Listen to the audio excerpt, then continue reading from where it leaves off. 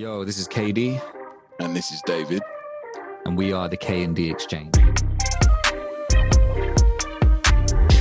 where we exchange music, and as a result, we exchange ideas, bridging the gap between old and new, with all original music produced by. Enjoy.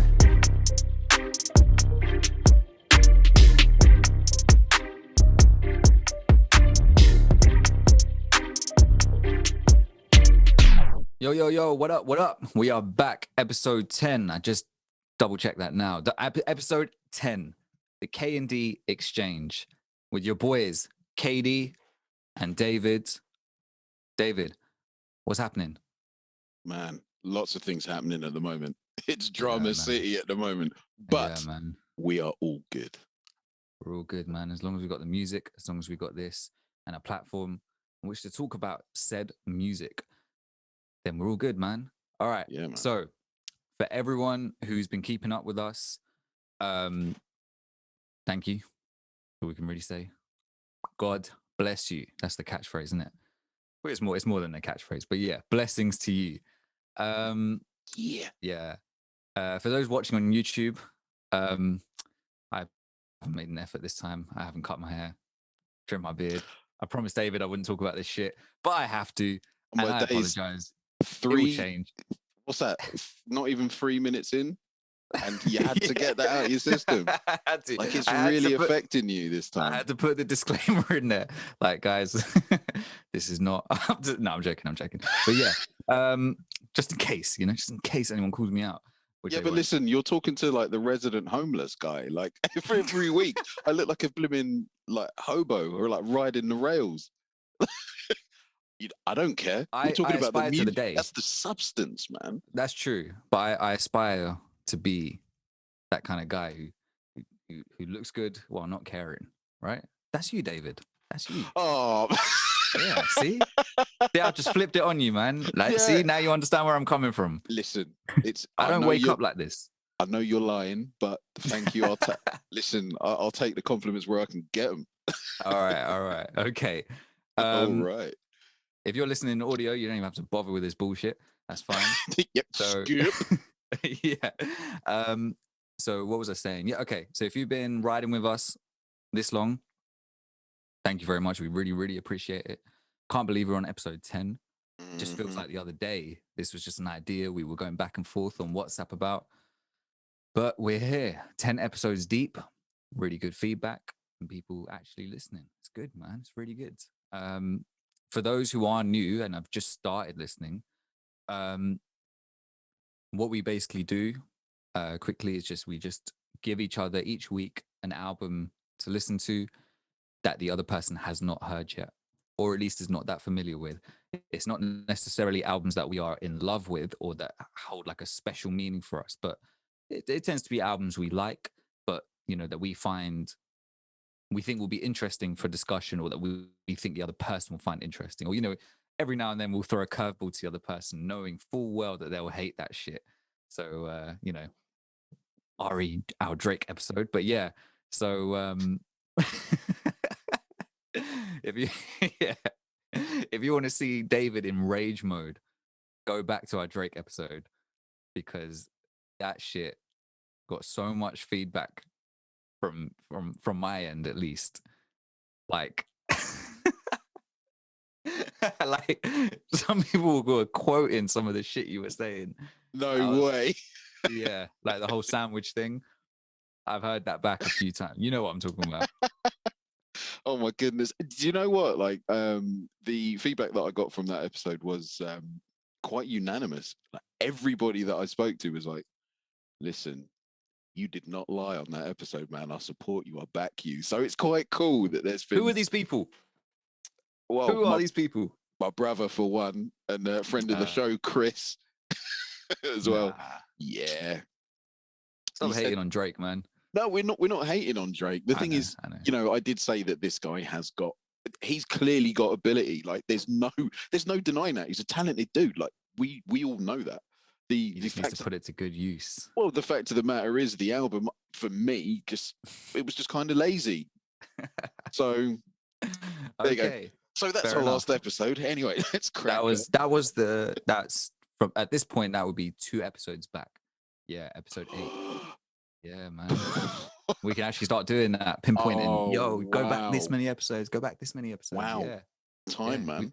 We've got memeable moments now. Well, Yeah. at some point we will. Yeah.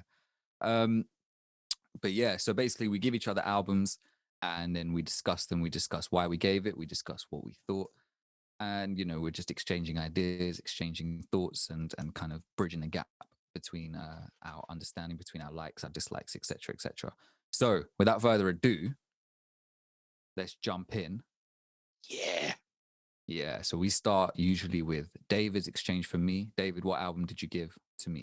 I gave you Fab Five Mm. by the amazing hip hop quartet, Clear Mhm. Soul Forces. Bang. My goodness, this was released in 2015. Yeah. I had already been a fan for about 2 or 3 years at that point. Shit. You know what? The first time I heard them, was I think 2012, 2013, and my immediate reaction to them was, I think these guys are the future of hip hop. Come out of Detroit, Damn. they pay homage, and the music that they made just the musicality for me was amazing. But then the dynamic between the four of them was even better. And the wordplay, like these are four highly talented individuals, and they come together as a collective, and my goodness, they are a force to behold. So tell me, what did you think? So yeah, I mean, there's not much you can say, like much else to add onto that. So yeah, that's the episode. Over, done. But no, We've been the K&D Exchange. we are the K&D Exchange. And we'll see you Peace. next week.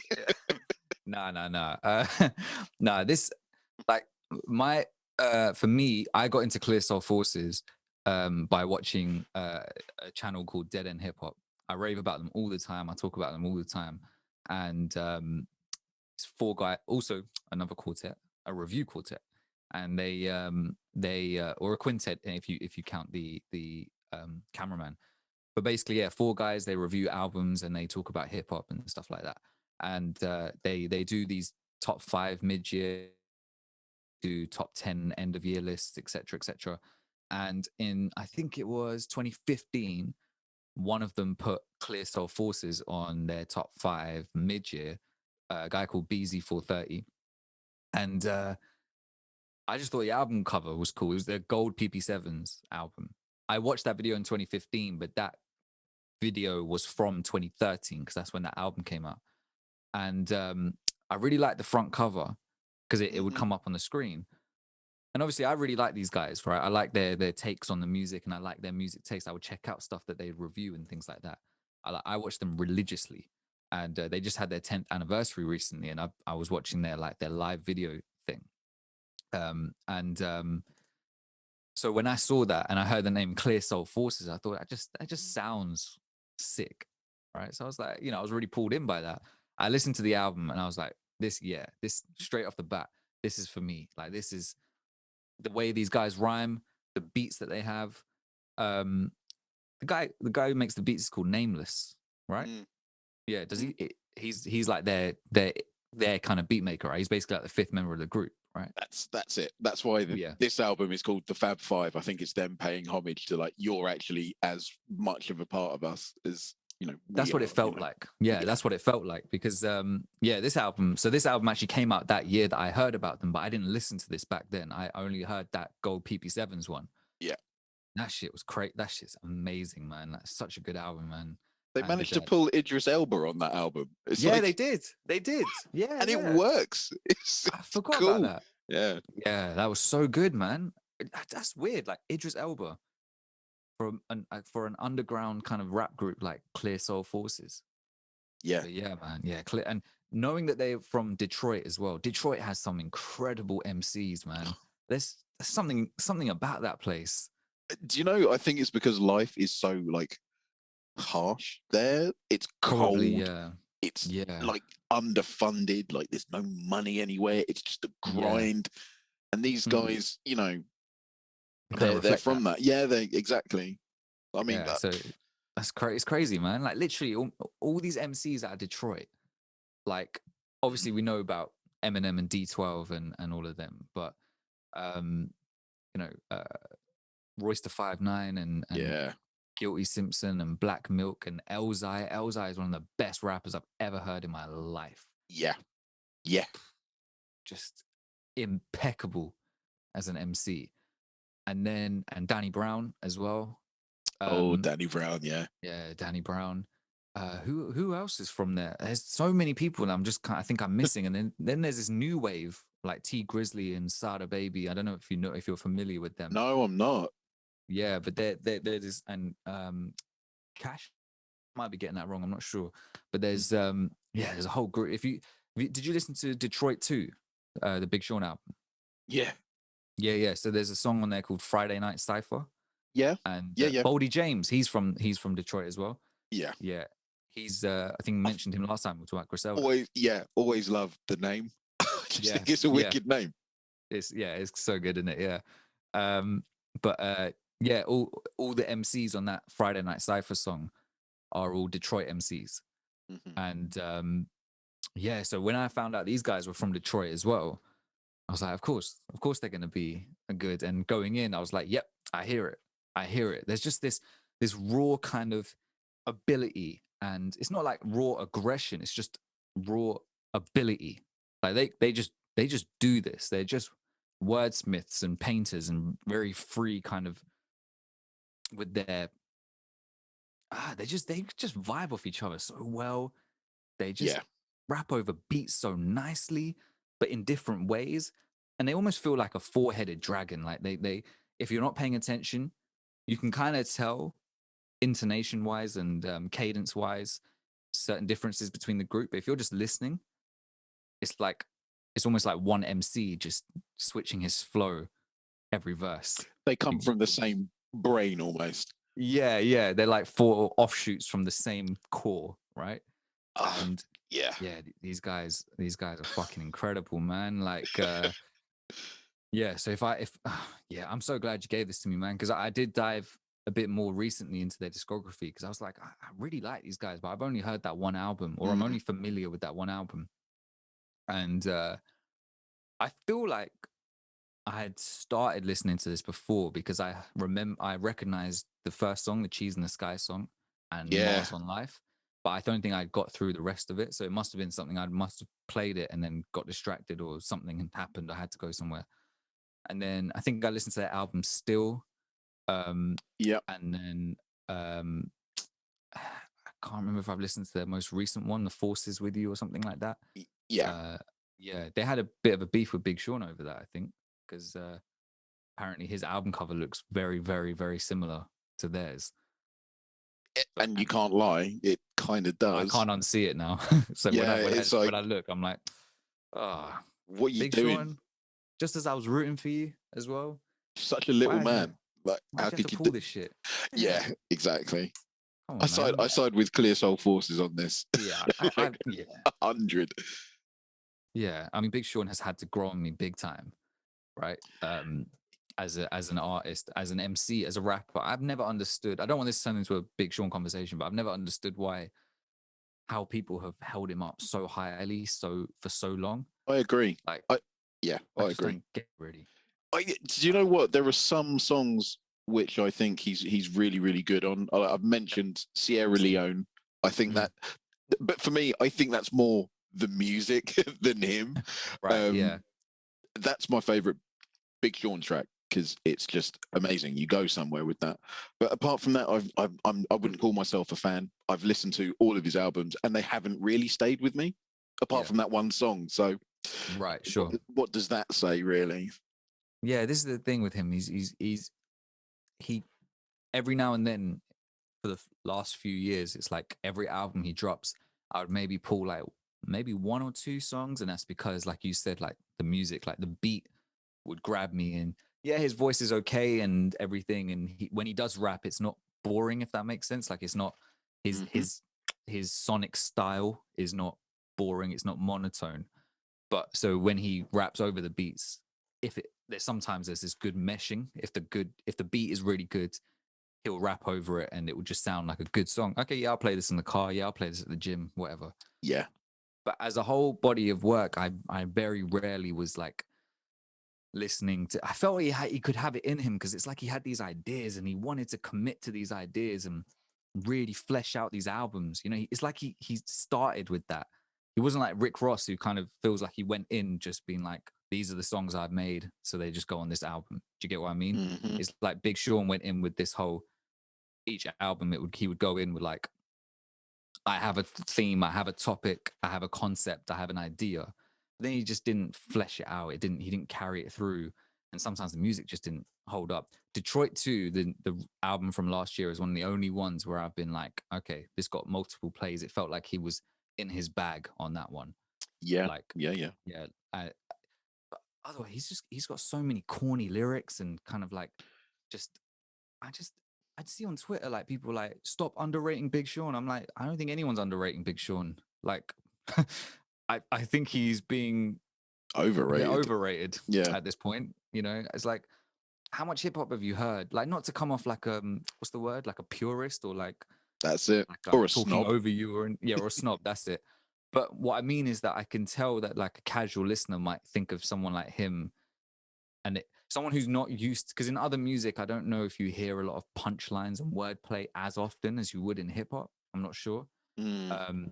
So when you come into the genre and you're kind of new, when you hear that a lot, you might be like, "Whoa, that was really clever! Yo, that was really this!" Or "Whoa, the way he did that, he played with the words like that."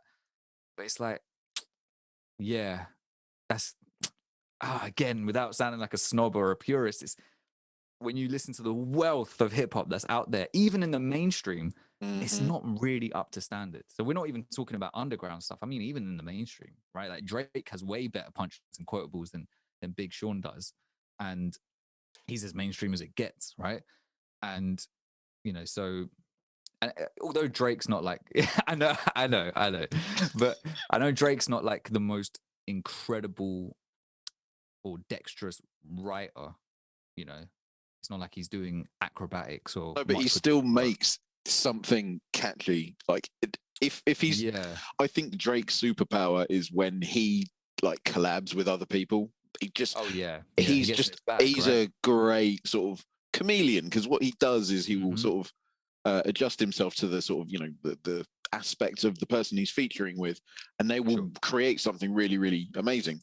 I mean, Mm. yeah, how many times have you heard a song by Drake where he's featuring other people or where he's on somebody else's track and it's fire? Yeah, So, exactly. you know, Yeah. No, yeah, I that's see what true. you mean. Big Sean Yeah. doesn't have that. Like for me, No, there's just something that doesn't. He's kind of like Teflon. Like it's just none of it it's sticks. there. None of it sticks. Yeah, Yeah.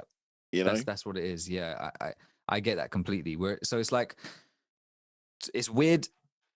It feels like I'm I hate to say this. It feels like I'm taking out the trash before I get to the meat of my review.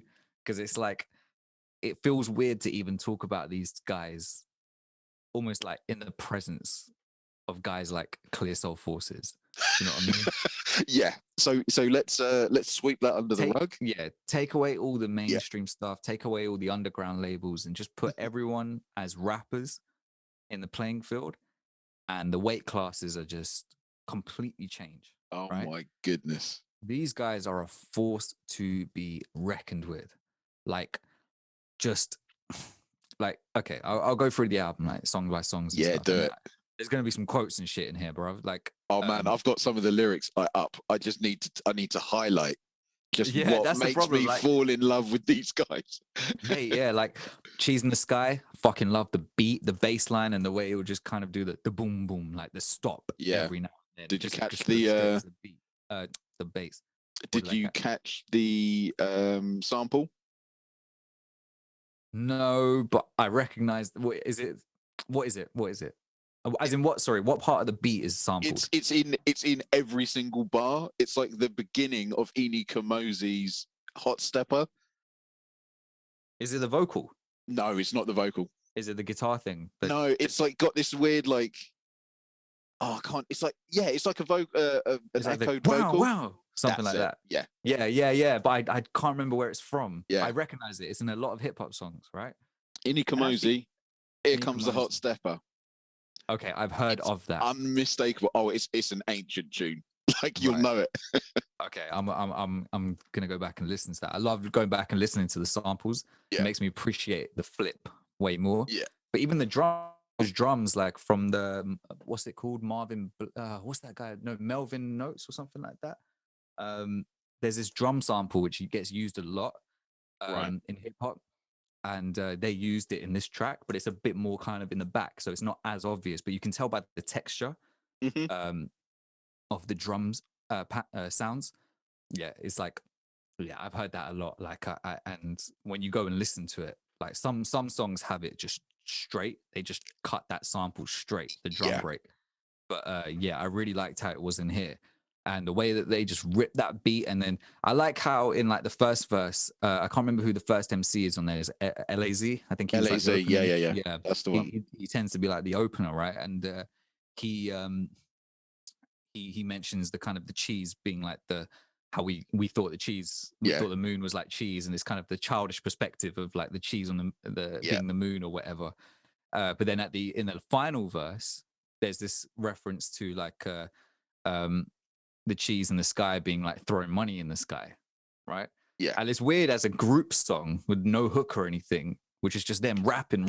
You still get this kind of feeling of this cycle of going from that, That's it. Yeah, right? It's like how coordinated is that through those kind of from four MCs as well. It's not like a duo or a usual group of three. It's four of them. That I just want to live and move. I just want to live and move my mom out the hood. Cheese in the sky. Got your boy feeling good. Like that kind of comes round full circle, right? yeah. It went from just looking at the moon and being like, "Yo, there's like cheese in the sky," to "Yo, there's cheese in the sky because we're throwing up money and we're making this fucking money." And suddenly the perspective, even something simple as that. That's what I love about hip hop. When you have these simple one lines or one kind of idea, Mm, reframes this whole idea, which is so vast and massive. This whole idea of growing up from looking at the world in one way, and then suddenly your perspective changing to something else completely. When you were a kid, you didn't really care about throwing money up in the sky and all that sort of shit, no, you you know, didn't. to an extent. Um, Whereas now it's like, yo, all the money I can get, because it's just the world that we live in, and we kind of aspire to certain things and whatever else. We let more of the mainstream kind of what's the word I'm trying to think of? Perspective of things kind of Yeah, infiltrate our minds and things like that. So yeah, I love that song. Thought that was great. Mars on Life. I like the flip on that. I love the beat. I can't figure out. I feel like there's a sample in that beat too, and I can't figure out what it is. yeah, yeah. It took me. Do you It's know what it taken me. is? No, it's taken me forever to figure it out. I'm Mm. trying my best. Like there is something Yeah, in there, and I can't think of what it is. even just the other hip hop song I've heard it or songs that I've heard it in, I can't like where. Do you know what I mean? Like even that might Yeah, bring me closer to finding the sample, but it feels like they've like low passed it and put it just in the background. But yeah, that's sick. Um, Novelist, yeah. I need to check out that album you keep telling me to check out. Mike Swords. Like he's done other Mike stuff. Swords. Yeah, he's done Yeah. other stuff, but he's done lots of other EPs. That guy, like the way he raps over these beats, is like he's not ahead of the beat or he's not rapping too fast, but it sounds like it. It sounds like he's falling off and then picking himself back up on it. Like if It's you think of the beat as like the yeah, foundation, it's the way and then the way he stops and starts, and just it's like he wrote. I don't know how to describe it. Like I really want to know how he writes the verses. Like it's like he wrote out what he wanted to say, then and just then he fit it in. adapted it to the Yeah, beat. But and yeah. usually when I like from experience, when I would try and do that, or when I've heard other MCs do that, it doesn't always work because it sounds unnatural and the flow is kind of off. But the way he does it is like so kind of like, yeah, I know that I'm splitting the word here. I know that I'm stopping here. It's just so effortless. Like it's like he's a machine. So it's like he's written his thing and then he kind of puts it through the beat and it's like, okay, well, how would it turn out? Okay, this is how I do it. You know, I don't know if he does do it like He's a that. flipping monster. Yeah, He's an he's just absolute monster. he's sick, man. The liquid sword sample. That's that's cheating kind of, because I don't know what the original sample to Liquid Swords is. Yeah. But so I'm going to refer to it as the Liquid Sword samples at the end of that song is cool. I kept expecting them to jump on it and rhyme on it. It's only every time I look at my phone, I'm like, oh, that's just the end of the song. Like, Yeah. it's not the next song. I keep thinking they've just gone straight into the next song. Um, this guy, I don't know how to say his name. Ilahid, So yeah, I thought it was Illy G, but Ilajid, Ilahid. When they have like the JID, I always feel like it's Heed or something. It sounds like an Arabic name. I don't know, but yeah. I envy these guys. It sounds like oh, they just knew each other. I don't know what their story is, but it's like they knew each other from like way back when, way back. It's like a brotherhood. That's like the they're brothers. Yep. yeah. Like there's a YouTube video of them in a record store, and they've done like a couple of their Okay. songs at the time, right? And it's with their beat maker in the back, right? And it's a song called Yeah. Knuckle Up, right? Yeah. You can just tell by the way that they are. You can just Sure. tell that they are like it's not just a music thing, it's like a Mm. family thing with them. And they yeah, it's one of my favorite tunes of the last 10 years, like quite easily. Yeah, man. Yeah, I just think they are all like monsters in their own right. Like Ilahid, we'll agree to call him that. In his own right, definitely. He is outstanding as a rapper. Like Yeah. he for me, so they all sort of represent like different like aspects of personality. I think that like he is the more sort of cerebral, considered individual just because of the way that he rhymes Yeah. his lyrics so well and Yeah. succinctly. Like I'm going to go into one of the songs in a bit, so I'll keep my For powder sure. dry. For sure. Because I was contemplating like, who do I if I had to pick a favorite, because at first it's like off the bat it's like novelist, but then afterwards it became Ilahid, Yeah, and then it became Fave, and I it's mean, like it would change by song, do right? you not get? Laz. Yeah, right. Laz is like I think he's like he's the soul of the band. I think That's that what it feels like. Yeah. he's like in touch with like the more esoteric things in Mm. life, and he's also like very much like I found that with Cheese in the Sky, Yeah. he's sort of tying them back to childhood. Like he's the one with the inner kid and the sort of like He's the one who says that, right? I think he's yeah, the first verse. yeah, exactly. Like Cheese in the Yeah. Sky is what we thought the moon was. You know what? Yeah. Yeah. And like I find that he's like really cool. Like he's a very he just comes across as a very soulful dude. Yeah, I But get that. do you not get vibes of Q-Tip from E-Fave? Q-Tip. Yeah. Uh, no, if I'm honest. Fair enough. He's I'm trying to think though. I'm trying to think. Because to me, Efave actually became one of my favorite rhymers out the group. Like in he's terms of just pure excellent. rhyming. Do you mean what? Do you mean in terms of how he writes or his voice? Just vocals. Just the Vocals. just the I would have picked Ilahid because his vocals I think are much sharper, and Q-Tips always strike me as like a very sharp kind of piercing vocalist, right? When it's very like easy for him, like it's yeah. that is actually his voice. Ilahid feels like, if I was to do the Q-Tip comparison, Ilahid feels like Q-Tip, but if Q-Tip was I hate the term lyrical, miracle, spiritual, because that's usually like used to put down rappers like this. But in this way, I mean it in a nice way. Yeah. Like if Q-Tip was one of those type of MCs, then I feel like Ilahid would be close to that in terms of sound, because his vocals I think are sharper. They cut through a bit more for me. I don't know. I might have to go back and listen. I would listen to Breathe and Stop by Q-Tip and then listen to Yeah, E-Fave. that's the song I'm thinking of. Yeah. When someone Fair mentions enough. Q-Tip. Yeah. Yeah. Because I just get I always the first time I heard him I was like, you remind me of Q-Tip. I'm not saying they sound alike. There's just that was just always the first. That's so interesting. I'm gonna go listen back and try and like Yeah. listen out for that, because I love Q-Tip's voice and just Q-Tip in general in it. But yeah, Ilahid though, yeah, hard as fuck, especially on the numbers where these guys just rhyme for fucking days. Like the I'm not gonna be able to do it justice, right? But fuck your TV, we DDT over DDs like Jake Snake. This is my city. 31375, that 248. Now wait, we bubble quick like Kirk Castile and shake weights after maximum intake of your favorite KO pectate. A. We move your fake tonic plates, take your earthquakes, demolition from Michigan. Listen now, take a survey. Bruv, how are you gonna do this shit? And it just sounds so fucking effortless. Yeah. Like, Yeah. and that's just Ilahid. All I these know. guys, all these guys. So you have 4 of them, and you're like a brotherhood. And I'm assuming that they kind of have a deeper kind of relationship with each other. I mean, they've been able to bang out albums since 2012, 2011 up till now. Solid projects. Like I would say, these guys have a very, very solid discography. I'm not familiar with all of it, but it's almost like, you know how we talk about that intrinsic trust, Yeah. right? I'm pretty sure. For me, it's like, okay, I've heard enough to be like, yeah, you guys can be proud of your discography. They've got to be.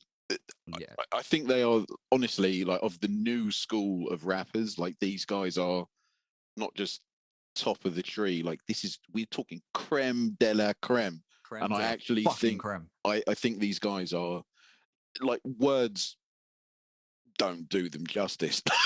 Like, I think they are, like, special. I think they're a very special group. But anyway, Yeah. But also, I agree, man. I think that we're on the numbers, right? Yeah. So I think there's a little homage to Lupe Fiasco in this at the beginning of this song, because the piano plays. One of them just hums along with it, and it always reminds me of the beginning of oh my goodness, hang on, Lupe Fiasco. My laptop got spyware, and I can't lie here, and I've got no. Hurt Me Soul. Yeah, right. You know, at the beginning of that, it starts, and then you just hear him go, and he's humming along with the bass. I think the humming along in this tune, the numbers, is a little homage to that, because it happens exactly the same place. I'd be so interested to know, was that done on purpose? Yeah, definitely. Or was that an accident? Because if that was like on purpose and I caught that, you'd be gassed. You're so gassed.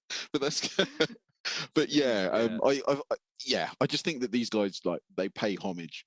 And as you can tell, definitely. we're fans. Absolutely, man. I mean, I feel like for a group like this to pay homage, I understand it, because to be on this kind of level, being a like you're really, you really have to be part of the kind of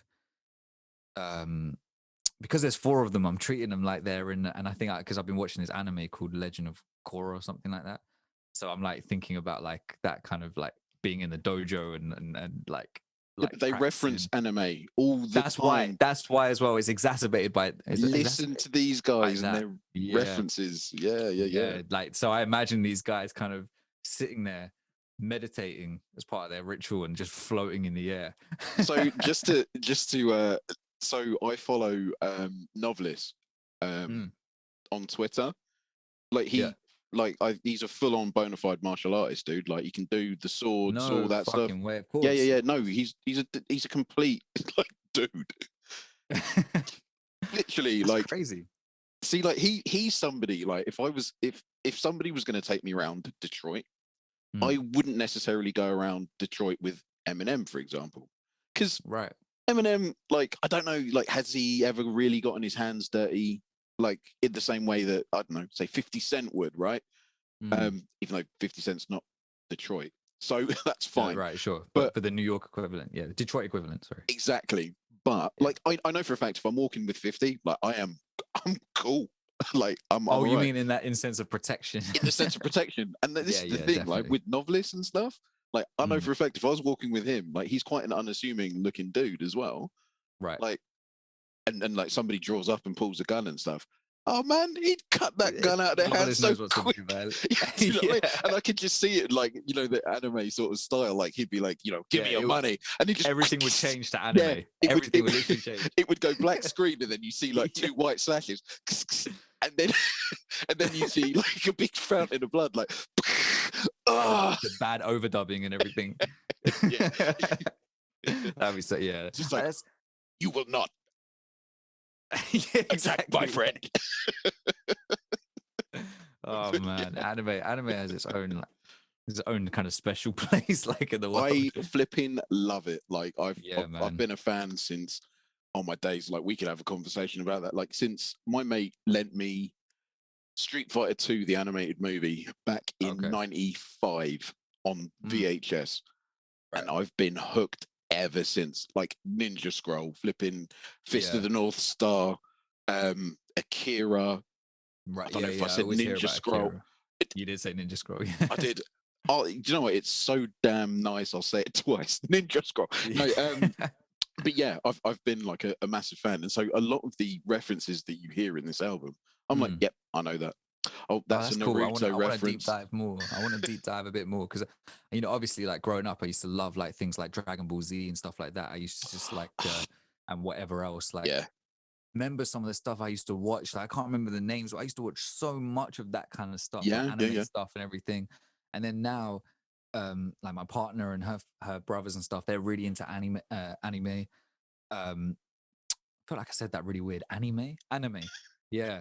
And so Sounds like you're describing a Southern Belle. Like, yeah, yeah, oh, yeah. I was They're here really with into anime. anime. Yeah.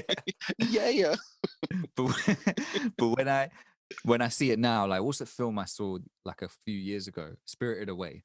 Oh wow, what a film. Yeah.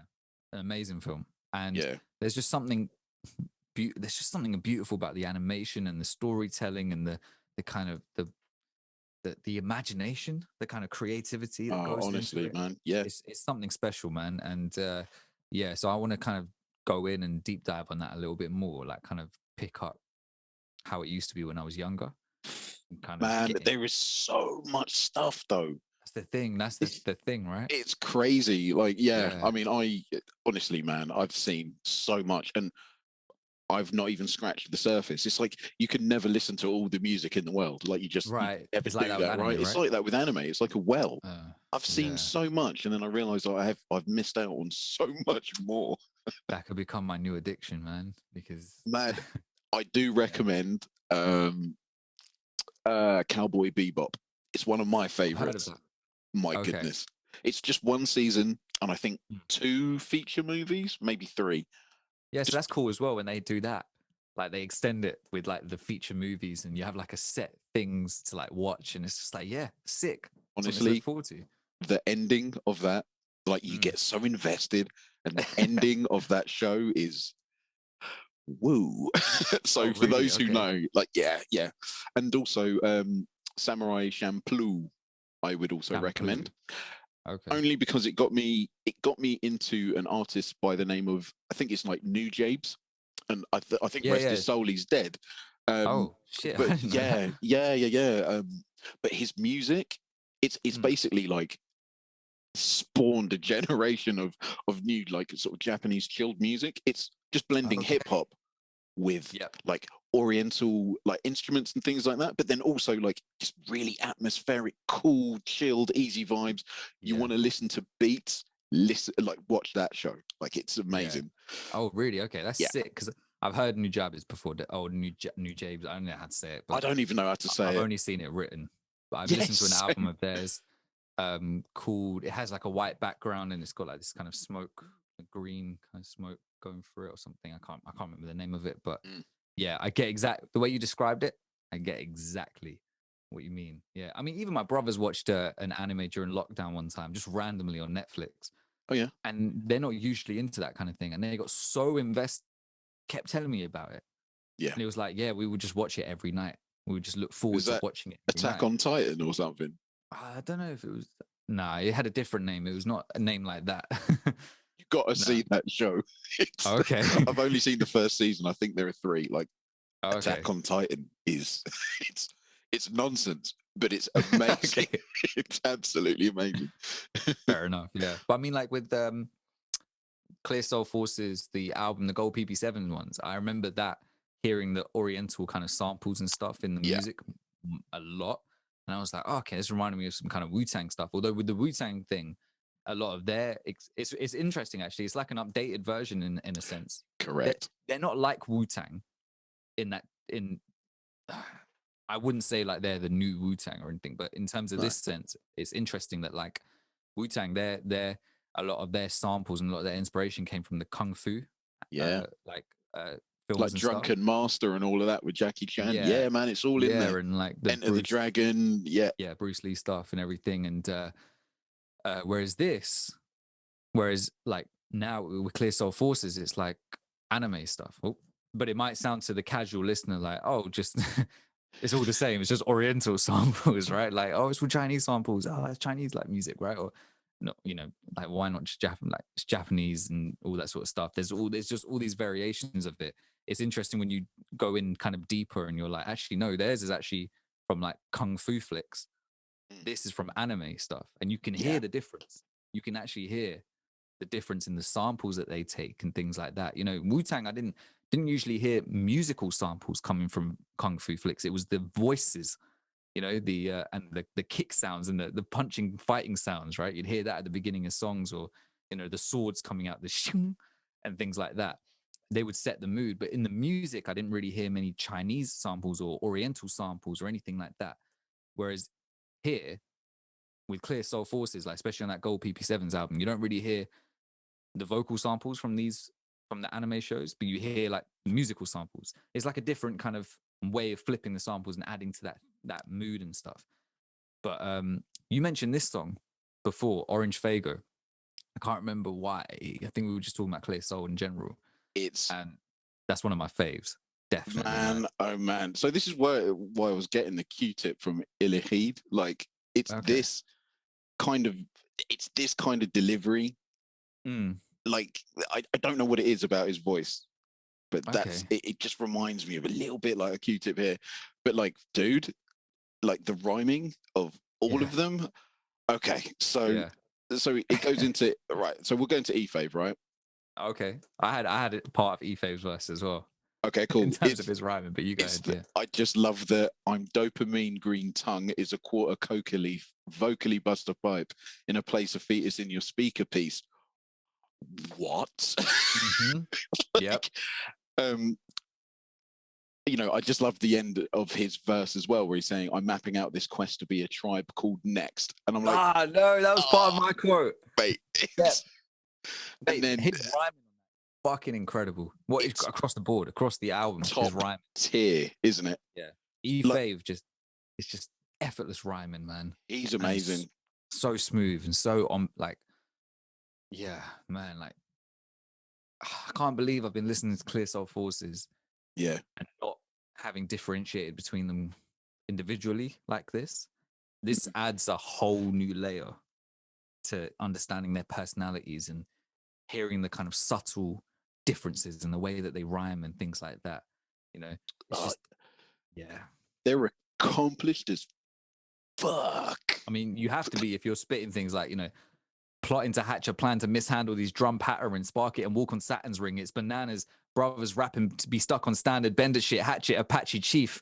I'm dopamine. Yeah, you just said this part. Dopamine green tongue is a quarter cocoa leaf, vocally bust a pipe and place a fetus in your speaker piece. And with this pen, I slay a beast. Woke up feeling blessed shit. I'm just mapping out this quest to be a tribe called Next. Like, that's fucking hard as shit. But it's so dense and so smooth. And it's just like, how? How did you write that? How quickly did you write that as well? Do you know what? I get the impression that these guys like just can just conjure it up out of nothing. Yeah. I honestly, I believe that. Like, I just think that they are rappers in the purest form. I imagine that they're all there, obviously, in the studio sessions together, right? Yeah, I'd imagine so. They write their verses on the spot, and it's different compared to when you write on your own. When you write with other people, you unlock superpowers that you don't realize you have. Yeah, and it's strange, right? And you need that feeling off. You need to feed off the other people in the room to be able to, in order to unlock that, because you'll start writing stuff, and then you're like one or two take it because you don't want to be the guy who's like, oh, I just can't get my verse down. So you like one or two take it, and it's a great verse usually, right? Because you're trying to compete. And you're like, why can't I just do this when I'm by myself?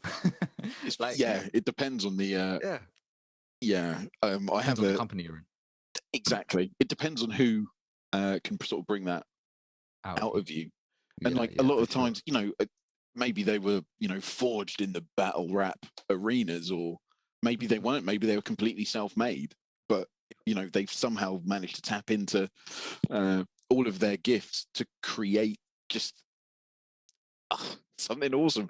Like, I must admit, in this song specifically, Yeah. I think all points go to Novelist. Okay. Only because I just love the way he enters the verse, and he's like, "You're just in time for the rhyme scheme revolutionist, pugilist, pedal, rhetoric, ruthless shit from the euphemist." I'm sorry. I'm sorry. Who gave you the right? The fact that I know that off by heart as well, and I'm like, yeah, that's hard. right, like, I not only love it, but like, I just find that he's okay. So vocally, syllabically, thematically, Mm-hmm. yeah, I think he's very dense. Like, he's very succinct in the way that he raps, yes, but there's a lot that he packs into a small like space, and then there's not empty words and stuff. It's like, no, I mean, like, it's dense. this verse encapsulates like stuff like as a kid, I was really interested in like Greek myths and Norse myths and WWF and whatever, wrestling and stuff. This verse just encapsulates it. Look, I mean, the fact that he's saying that, like, follow, I'm Achilles storming the beach, preaching immortality to my peeps, decapitating the statue of Apollo. Rise for the Titan, Poseidon of this rap reservoir that you reside in. Ultimate Spasm, and if there's a title for lyricism, I'm Ultimo Dragon, double my body weight in championship belts and carry them no problem. I mean, I remember it. Yep. What? Yep. I had to slow it down, and then, like, it's just because the way he delivers that is different, right? But it's like it works both ways. You can read it off. Yeah. No, I was gonna say you can read it off, and it's still as poetic as when he does it. But the thing is, what I love about it is, like, normally, like, as an artist, you like to have all of your rhymes in a nice order. Do you know what I mean? You have like all of your, it's almost a mathematical problem. Like, I can rhyme here, internally, there, and whatever, but like every 4 bars I've got to have 2 that at least rhyme or whatever. But I just love the way he's just like, double my body weight in championship belts and carry him no problem. Like, end. Like, that's it. It doesn't rhyme with the line. Doesn't rhyme with anything. Doesn't need to. That's it's doubly hard. And that's what I love about it. It stands out, right? And it's like, man, you've unlocked this other part of the puzzle piece. While we're all like kind of in here trying to maximize the puzzle, you're out there like, well, if I just step out for a couple seconds, people are going to notice it. And therefore, that's where I'm going to put this line because it's going to hit harder. And then I'm going to dip back in. You're like, oh, man, here I am trying to like fill up every space within the box. And you're like, I'm just going to step outside for a sec. And then come back in. Like, I'm not even going to rhyme that part. It's, these guys, man, like, for someone like me as well, it's so easy to geek out on this stuff.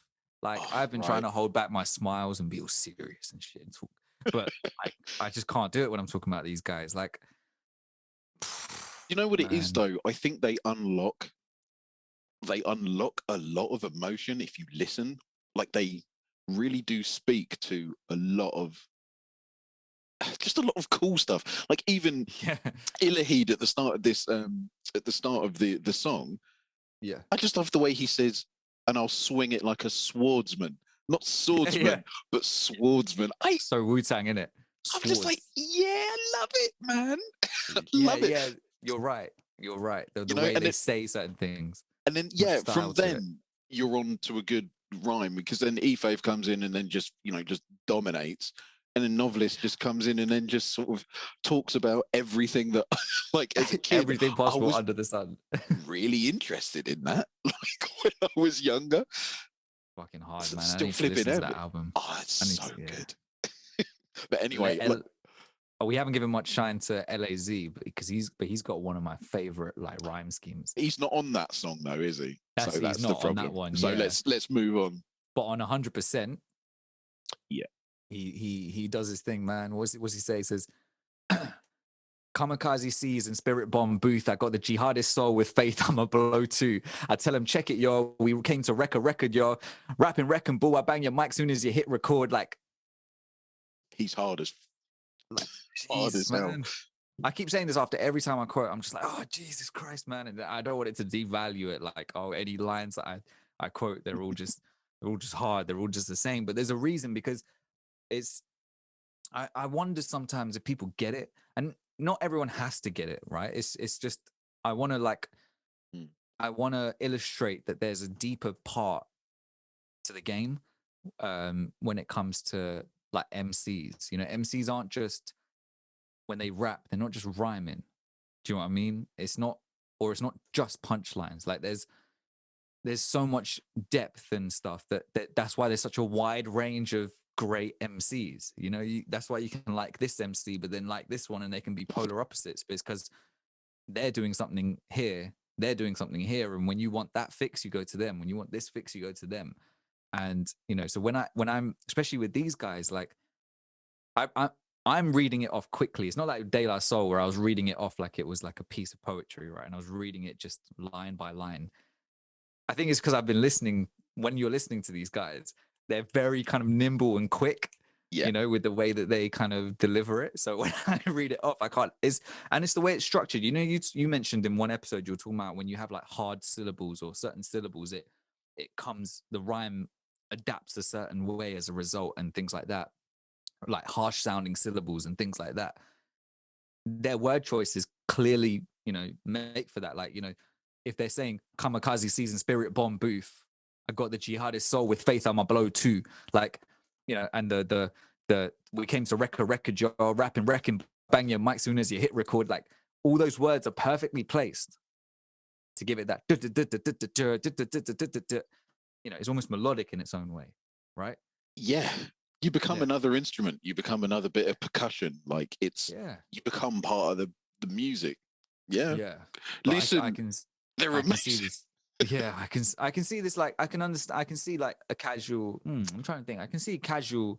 These guys. I don't. These guys aren't like super underground in the sense that when you say someone's really underground, you maybe think of like some really dark kind of depressing kind of hip hop. Maybe sometimes I think that's the perception, or they think of like Immortal Technique type things where like they're just throwing politics at you and stuff like that, which is obviously It great. has its place. It has its place.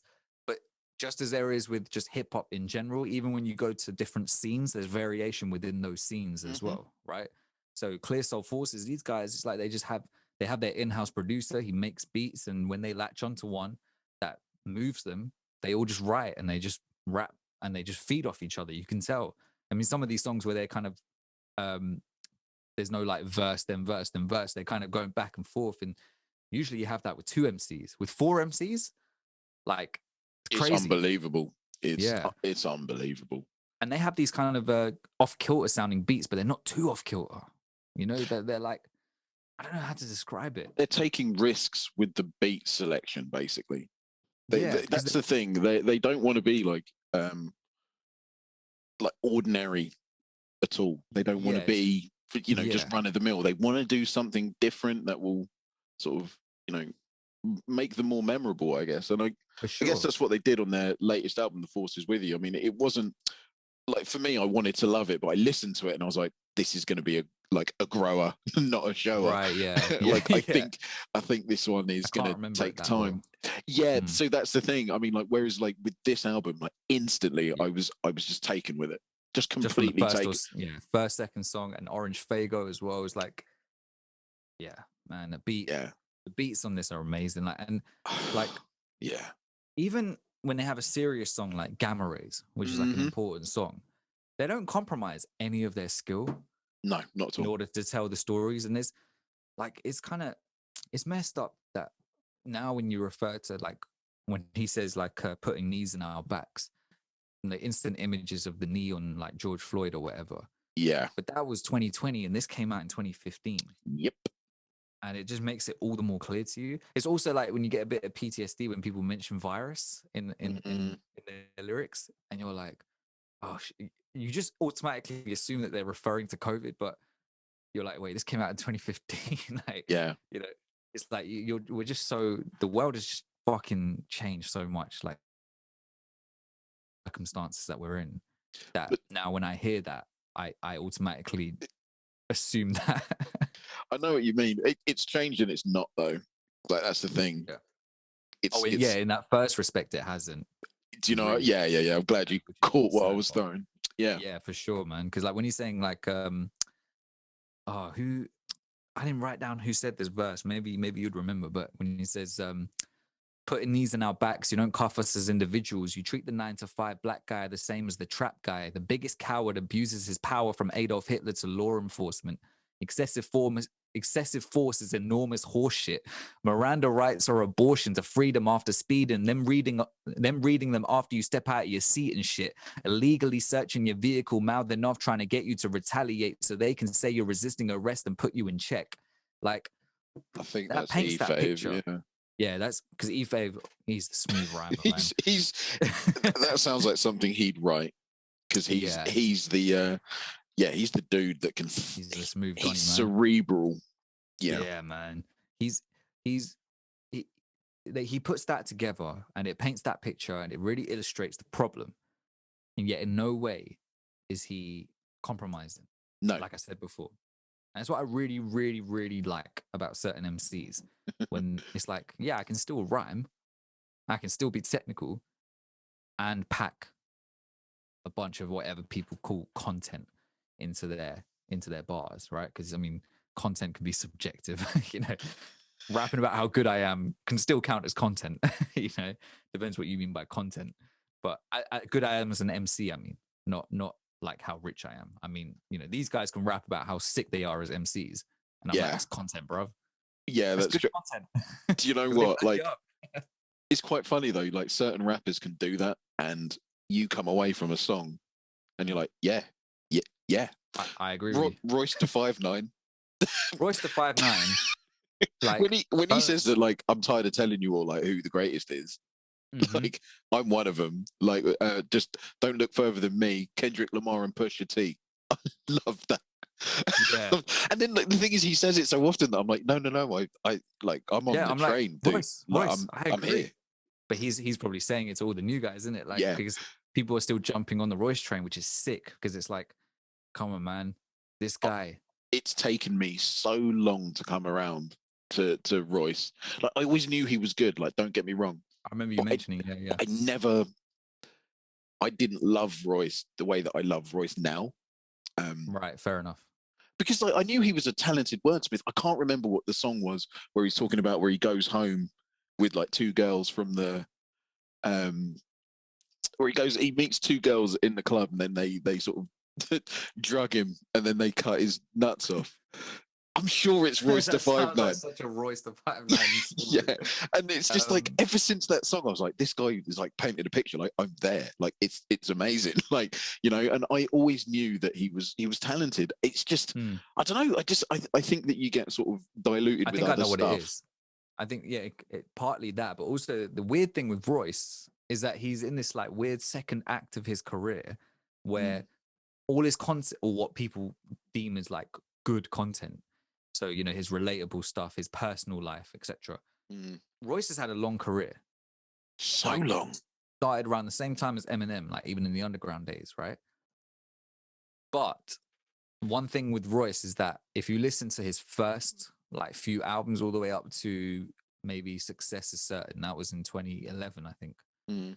and his stuff with Slaughterhouse, a lot of it is just him flexing his rapping skills, and that may be why, because he's just been flexing. And the thing is, he's just so good in MC that he could get away with that. It's like, I don't need to hear about your personal life, bruv.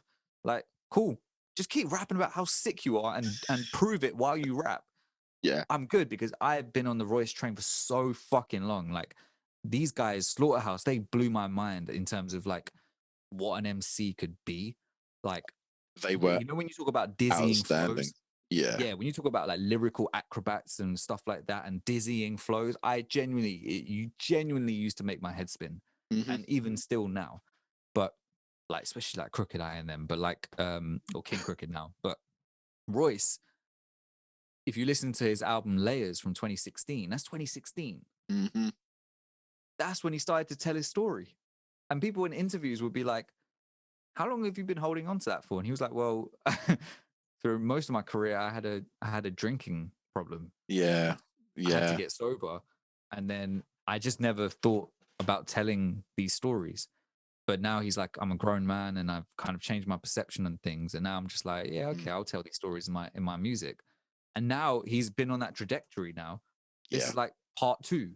This is like, oh, Yeah. grown man voice, and now it's taken on a whole different life of its own. And he's gotten even better as an MC. Yeah. And yet he hasn't slowed down his technical ability. He packs. I don't know if you heard the Allegory, the album from last year. Do you know, I listened to it maybe once, maybe twice, but I That's a have heard grower. it. But That's a grower. yeah, it didn't capture me. But again, do you know what? It's long. It's Give me densely packed. give me that album for next week. Oh, okay. This happens every time. I had mine set. Come on. All right, cool. We'll Okay, get there. we'll figure that out. Yeah, but basically, like, even now, Mm, to add on to his repertoire of skills, mm. he produced the whole album himself. Oh, for goodness sake. Yeah, Okay. that's added to his like arsenal of tricks, right? Like he He can must have been produce getting now. he must have been getting lessons from Primo. I think he was. He actually, you can watch his interviews. He says that he would make ideas, and then Primo would, when they were doing Prime and stuff, he would tell him like, "This is how you mix the beat. This is how you do this. This is how you pick your sounds, etc., etc." He even had two beats, I think, on Eminem's. Not depends if you call it an album, on the Music to Be Murdered By album in 2020. There's a song called "You Gon' Learn," Mhm. which features Royce. That's a Royce beat. It's one of the best songs on there.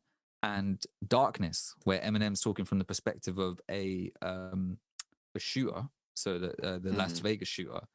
But it's the whole thing is a double entendre of him preparing to go on stage. So you could listen to that song one way and hear it as him being in the hotel room getting ready to go and rip the stage. But then when you hear it, if you could listen back to the song again from the other perspective, and it makes total sense as him being the shooter He's getting ready to go and shoot That's up a concert. amazing. Yeah. And it's like it all lines up perfectly. And you're like, how did you do that? How? And that beat is Royce. I'm like, how? Like, yeah, that Royce, shit's crazy, man. he's something else. So that was Royce is something else. the I don't know if you call it, yeah, the renaissance of Royce to 5'9". Like, Yeah, so Renaissance, yeah. he yeah, it was Prime that brought me firmly back on the Royce Oh train. yeah. Just the first album, I was blown away, and then obviously you were there a couple of weeks ago when I found the second one. I was like, why did I not hear of this? Yeah, the second one for some reason wasn't as big as the first one. Why? It's incredible. It might have just been the climate that it came out in, potentially. But when Prime, the first one came out, I remember that being fresh, like super fresh. Like the idea of it, even it was shorter as well. It was a bit more hard hitting, I think. And at that time, this is weird. Like that was a point again before Layers. So he was just on his flexing shit. He was just on his "I'm fucking sick of what I do" But thing. it was just so. Maybe it's the So coupling good. with Primo. I mean, like, well, That's probably like to help I'm you sure. get into it, right? Yeah, I'm sure Primo could basically polish a turd and somehow make it work. Like he's amazing. But yeah, I don't know what it. I just don't know what it was. I just No, I listened to understand. Royce and I was like, yeah, this guy's he's not good. He's a great. And that was without me listening to a lot of his discography. Like I had to go back after Prime and be like, oh my good, like what is wrong with me? Why have I missed all this? But I think that's really cool. I think that's really cool that how you've sort of presented it, basically. Right, like his second, as his stuff. So no, thanks for that. I think that I'm gonna be listening to that Royce album tonight. So yeah. Some good shit on that, man. Like that one really, really, really grew on me. Like it's a bit long. It's a bit off-putting to listen to again. But when when you're in a mood for something like that, he just blows my mind the way he raps. He's amazing. But then he's still saying some good shit. But yeah, man. But this album, one of my favorite lines on this, I don't know if it was from that Gamma Ray song. Yeah. Or it might have been on Kaboom. No justice for Trayvon. That jury taught us a lesson. Shoot the next white dude in a suit if you feel threatened. And I'm like, again, you know what I was talking about before? When you pack so much into just a small space. Yeah. That's what I love in certain. I love about hip hop in certain um, uh, aspects of it. Is when people are able, MCs are able to do that. That right there, no justice for Trayvon. The jury taught us a lesson. Shoot the next white dude in a suit if you feel threatened. Now, that can come off super aggressive to someone who's just casually listening to this in the background. Like, what? Why would you advocate for that type of shit? You're not understanding what he's trying to say. What he's saying is that if who was the guy, George Zimmerman, is able to get away with shooting Trayvon on the grounds of I just felt threatened by him, Oh. then go to the opposite, and you now know how to get away because surely it works for everyone, right? Surely it works across the board, not just for him. So, you can go and shoot a white guy in a suit, the most apparently non-threatening attire of anyone, because a hoodie on a black guy is the most, the most threatening you could ever get, right? The guy might be cold, Whereas, some of these guys, if they're wearing suits and shit, suddenly it's like, yeah, nah, there's nothing threatening about them. Even if, a lot of criminals and crooks wear suits. They go to the city and they do all types of. I was going to say, like, mafia. That's scary. Triads. That's scary. But so can you shoot these guys and be like, sorry, man, I just felt threatened? Hey, man. Listen, I've seen Power. Like, even like, we've seen Ghost wears a fucking Serbians. suit We've seen Ghost. Yeah. Yeah. The only person that keeps it real. Well, there are two that keep it real, like all the time. That's My Tommy. boy Tommy. Yes. Tommy and 50 Cent Fiddy. 50. Kanan. That's it, Kanan. Yeah. Yeah. Yeah. No, Tommy was my guy, man. I was Team Tommy for the longest time. Listen, he was my favorite character. Yeah. Yeah. I'm so glad. I'm not going to spoil it, actually. Yeah. I just realized. Yeah. I mean, the end was kind of telegraphed anyway, but anyway. Yeah. I mean, because the thing is, they give it. Anyway, no. We'll get into spoilers there. Because I'm going to go into a rant about it. You spoiled something one episode, and I can't remember what it was. Oh, did I? Yeah, we didn't give a spoiler alert. I can't remember what we were talking about there.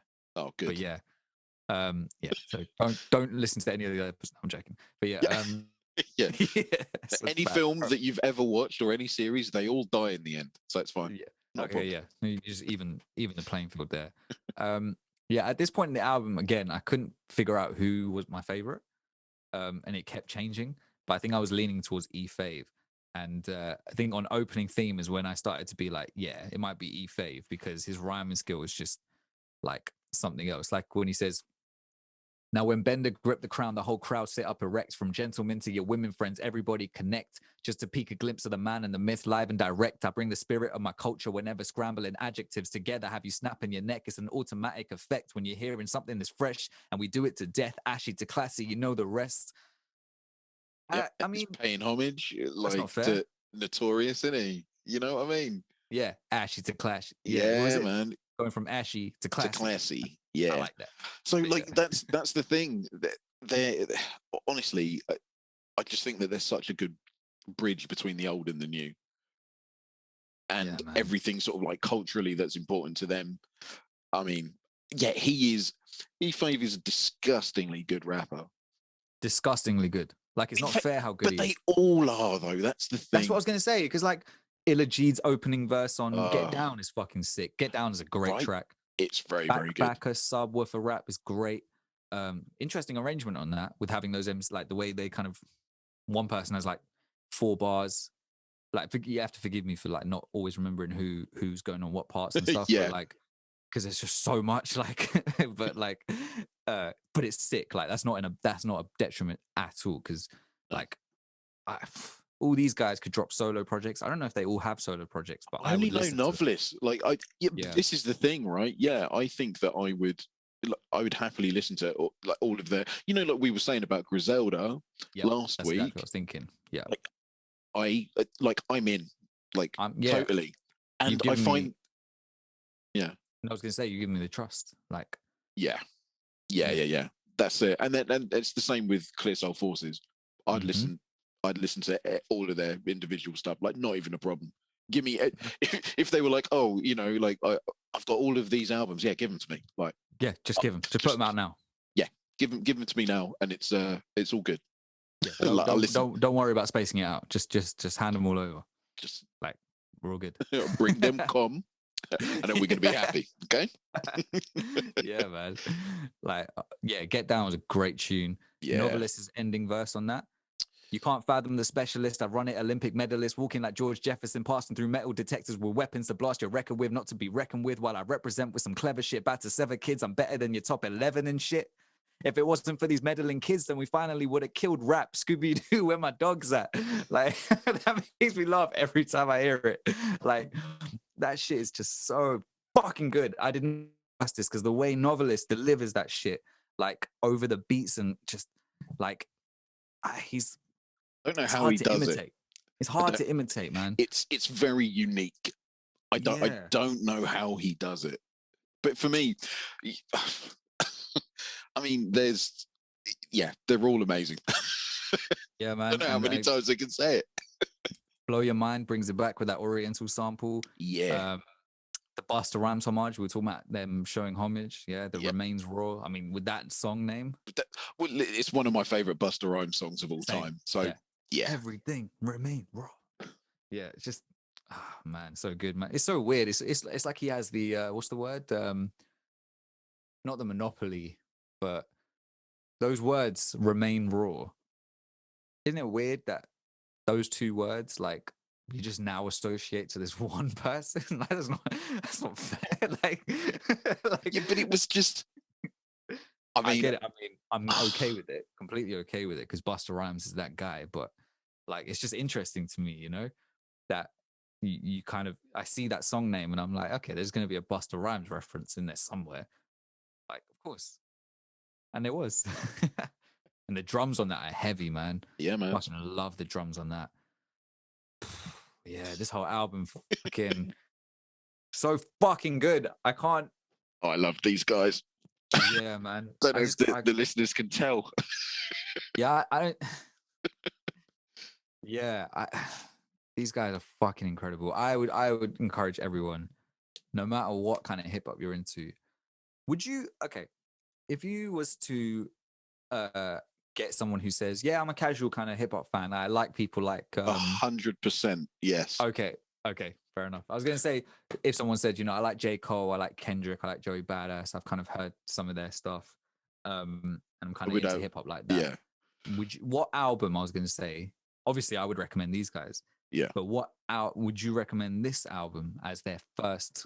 Yeah, I would. I think it's their most accomplished. For me, it's the album that sort of solidified my loyalty to these guys. Yeah, because I was impending Big Sean beef straight away. Yeah, clear soul. Yeah, screw that guy. It doesn't matter. No, dude, I'd recommend this album to just even if it's somebody said to me like recommend me a good album. Yeah, I'm recommending this one. Like this, yeah, man. I love it. Yeah. You know, even if they said, you know, it would hit different people differently, right? Like I got a lot of friends that are into, like, you know, anime, that got me into anime. So I would say, listen to this album, and you're gonna get references for days. Yeah, you know, a lot of, you know, my mates and I, you know, we used to love wrestling back in the day. It was huge. We were growing up like what 90s. And so that was the heyday of it, man. So, you know, the fact that Novelist is saying that he's got titles like Ultimo Dragon, I'm like, that is so obscure. That is from WCW back in the day. And a dude used to walk into the ring with like 8 belts. And it's like, yeah. How do you know that? Like, that's interesting, actually. I was going to ask you, you know, because we were talking about Griselda. Yeah. They have a lot of like wrestling references. Yes, and stuff. they do. I don't know if it was as heavy on that particular album, because I was going to ask you, have you delved more into the other people's discographies, or where's your journey kind of gone if you have started it? Like, so I've only gotten as far as Conway the Machine. I've only so he was your favorite, wasn't it? Like, I don't know because I love West Side Gun. Boom, boom, boom, boom. Boom, boom, boom, boom, boom. You know, my poor son, like, you know, like I pick him up from like nursery, and he's like, I'll be like, "Did you have a good day?" And he's like, "Yes, Daddy, I did." And I'm like, "Boom, boom, boom, boom." Yeah. And he's like, what? Yeah, what? I'm only You're 5. poor guy. But yeah, like no, I just keep saying boom, boom, boom. No, West Side Gun is amazing. But yeah, I've not got very far because I've been Okay. listening to the album that you gave me because that was Oh, okay, for sure. a It's a nice slap. segue. Oh, okay. Sick. Okay, so All right, on go that on. note, I'll give my rating. I was gonna give this an 8.5, and then I thought, why? Why? No, just give it a straight up 9, right? Because this shit is fucking incredible. Like, I and you were like talking about. Yeah, I know you're gassed, but you were talking about. Oh, I can't remember what album it was where you were like, oh, it's so hard to pick a top 5, or you were saying to me, how do you pick a? Was it maybe last week? No, I can't remember. No, the week before or something. You were like, how do you pick a top 5? Right? Yeah. This album, Yeah, I really struggled to pick a top 5. Like I 'cause would it's skim through fantastic. it Yeah. again and again, and I'd be like, okay, these songs definitely like Cheese in the Sky, Orange Fago, Get Down. Those ones were like straight away in there. Then I was like, okay, shit, how do I fill the other two up? And then it was like, maybe I could take out Get Down and put another one, and then but Mars on Life, I want to put that in there. No, Blow Your Mind, I want to put that in there. So I was just like, okay, I can't just put the whole fucking album. And it's like, Of course you can. Sod it. It doesn't need to be a top 5. no, I'm sticking with the format. Stop. Top 5. Cheese in the Sky, Orange Fago. I need some discipline, okay? Orange Fago. Insane. Just the beat's kind of, I think because the beat was kind of weird on that one. Yeah. So I just loved. So when you have like sick MCs and then you give them a weird beat, Yeah. it's like, ooh, go over this shit. Like that's It's something I amazing. really want to hear. Yeah. Get Down, great. And then Remain Raw with the Busta Rhymes thing. So yeah, Clear Soul Forces, Fab Five. Wow. Fab Five, fucking sick. I can't keep saying it. No, I can't say it enough. Fucking incredible. I'm so glad you gave this to me. That I gave it its due kind of listening time.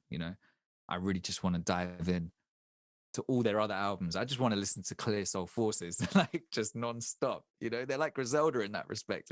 Suddenly that's all you want to listen to, you know? And you're like, no, there's only 2 more albums I haven't heard. Like, I want there to be more. So okay. You fall in love. Dollars. It's weird, isn't it? You sort of fall down the rabbit Yeah. hole and you're like, I love these guys. All I can say to Yeah. that is a 9. Boom, boom, boom, boom. Yeah. Yeah, man. A 9, definitely. Like, I was thinking 9.5 because I was thinking, what can I fault it? Again, I'm going partly off feeling, but I was like, I just stick with the 9. I think that is high enough praise. I mean, Yeah. There's no point. It's just 9. Cool. I mean, that's is great. that as high as D'Angelo? D'Angelo got a 9, right? Yeah, I think so. Ooh. I can check the But note, they actually. are dining. Clear Soul Forces, you guys are dining in esteemed company. I mean, they should be. And I believe they should be. I think they are talented enough. I gave D'Angelo a 9, yeah. Amazing. Clear Soul Forces, you deserve that fucking 9 out of 10. Gold PP Stevens is a 9 out of 10 as well. So, for me. So, brilliant. Like, yeah. Your name is a 9 out of 10. Your name's a fucking 10 out of 10. Clear Soul Forces. Who came up with that shit? That's I know. That's a good fucking name. I know. And the thing is as well, like Clear Soul Forces, like it does exactly what it says on the tin.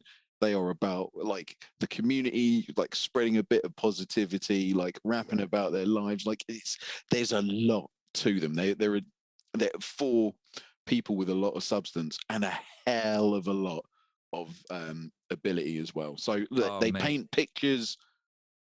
You know what I mean? Like they're just. When we talk MCs, these are top tier guys. Yeah, these are top tier. Not a problem. When you listen to these guys, this is what you think when you say MCs. When you say, I love good MCs. These guys. Absolutely. This is what we're talking about. Yeah. And they're not too kind of anti-mainstream or too kind of, they're like Souls of Mischief. Like they could be mainstream if the right song pops, They could have a good summer jam, Yeah. but still be and still be rapping their fucking asses off. Like they could do it. It's just they're just doing what they love, innit? What I also like as well is the fact that they don't use that many sort of swear words or anything. Like they don't need to. It's true. They That's true, really actually. They don't. don't. They drop a couple of N bombs here and there. Yeah. That is literally it. Like they don't need to lean on that I never for even noticed that. impact. Yeah.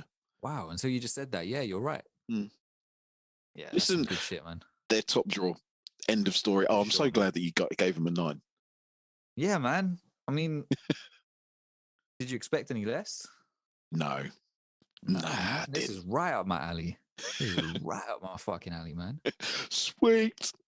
Yeah. Well, unfortunately, we have to We have to stop talking about them. stop talking about them. Like Okay. I could carry on. We're going into someone else who I really, really, really fucking love talking about as well. And I don't, because he doesn't get talked about enough, unfortunately. So, yes, let's do this.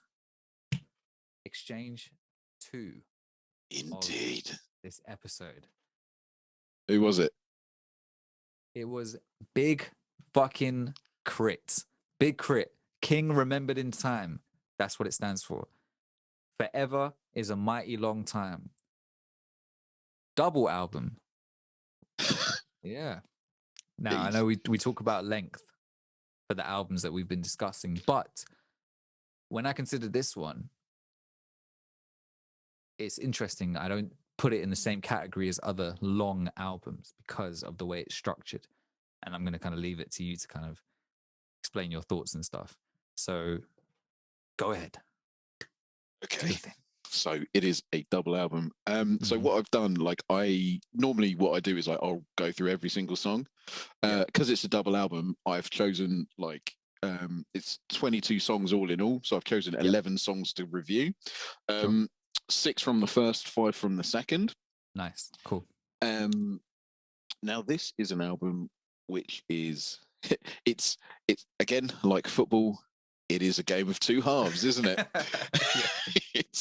So the first CD is really cool because it's like quite summer vibey, quite old school, quite.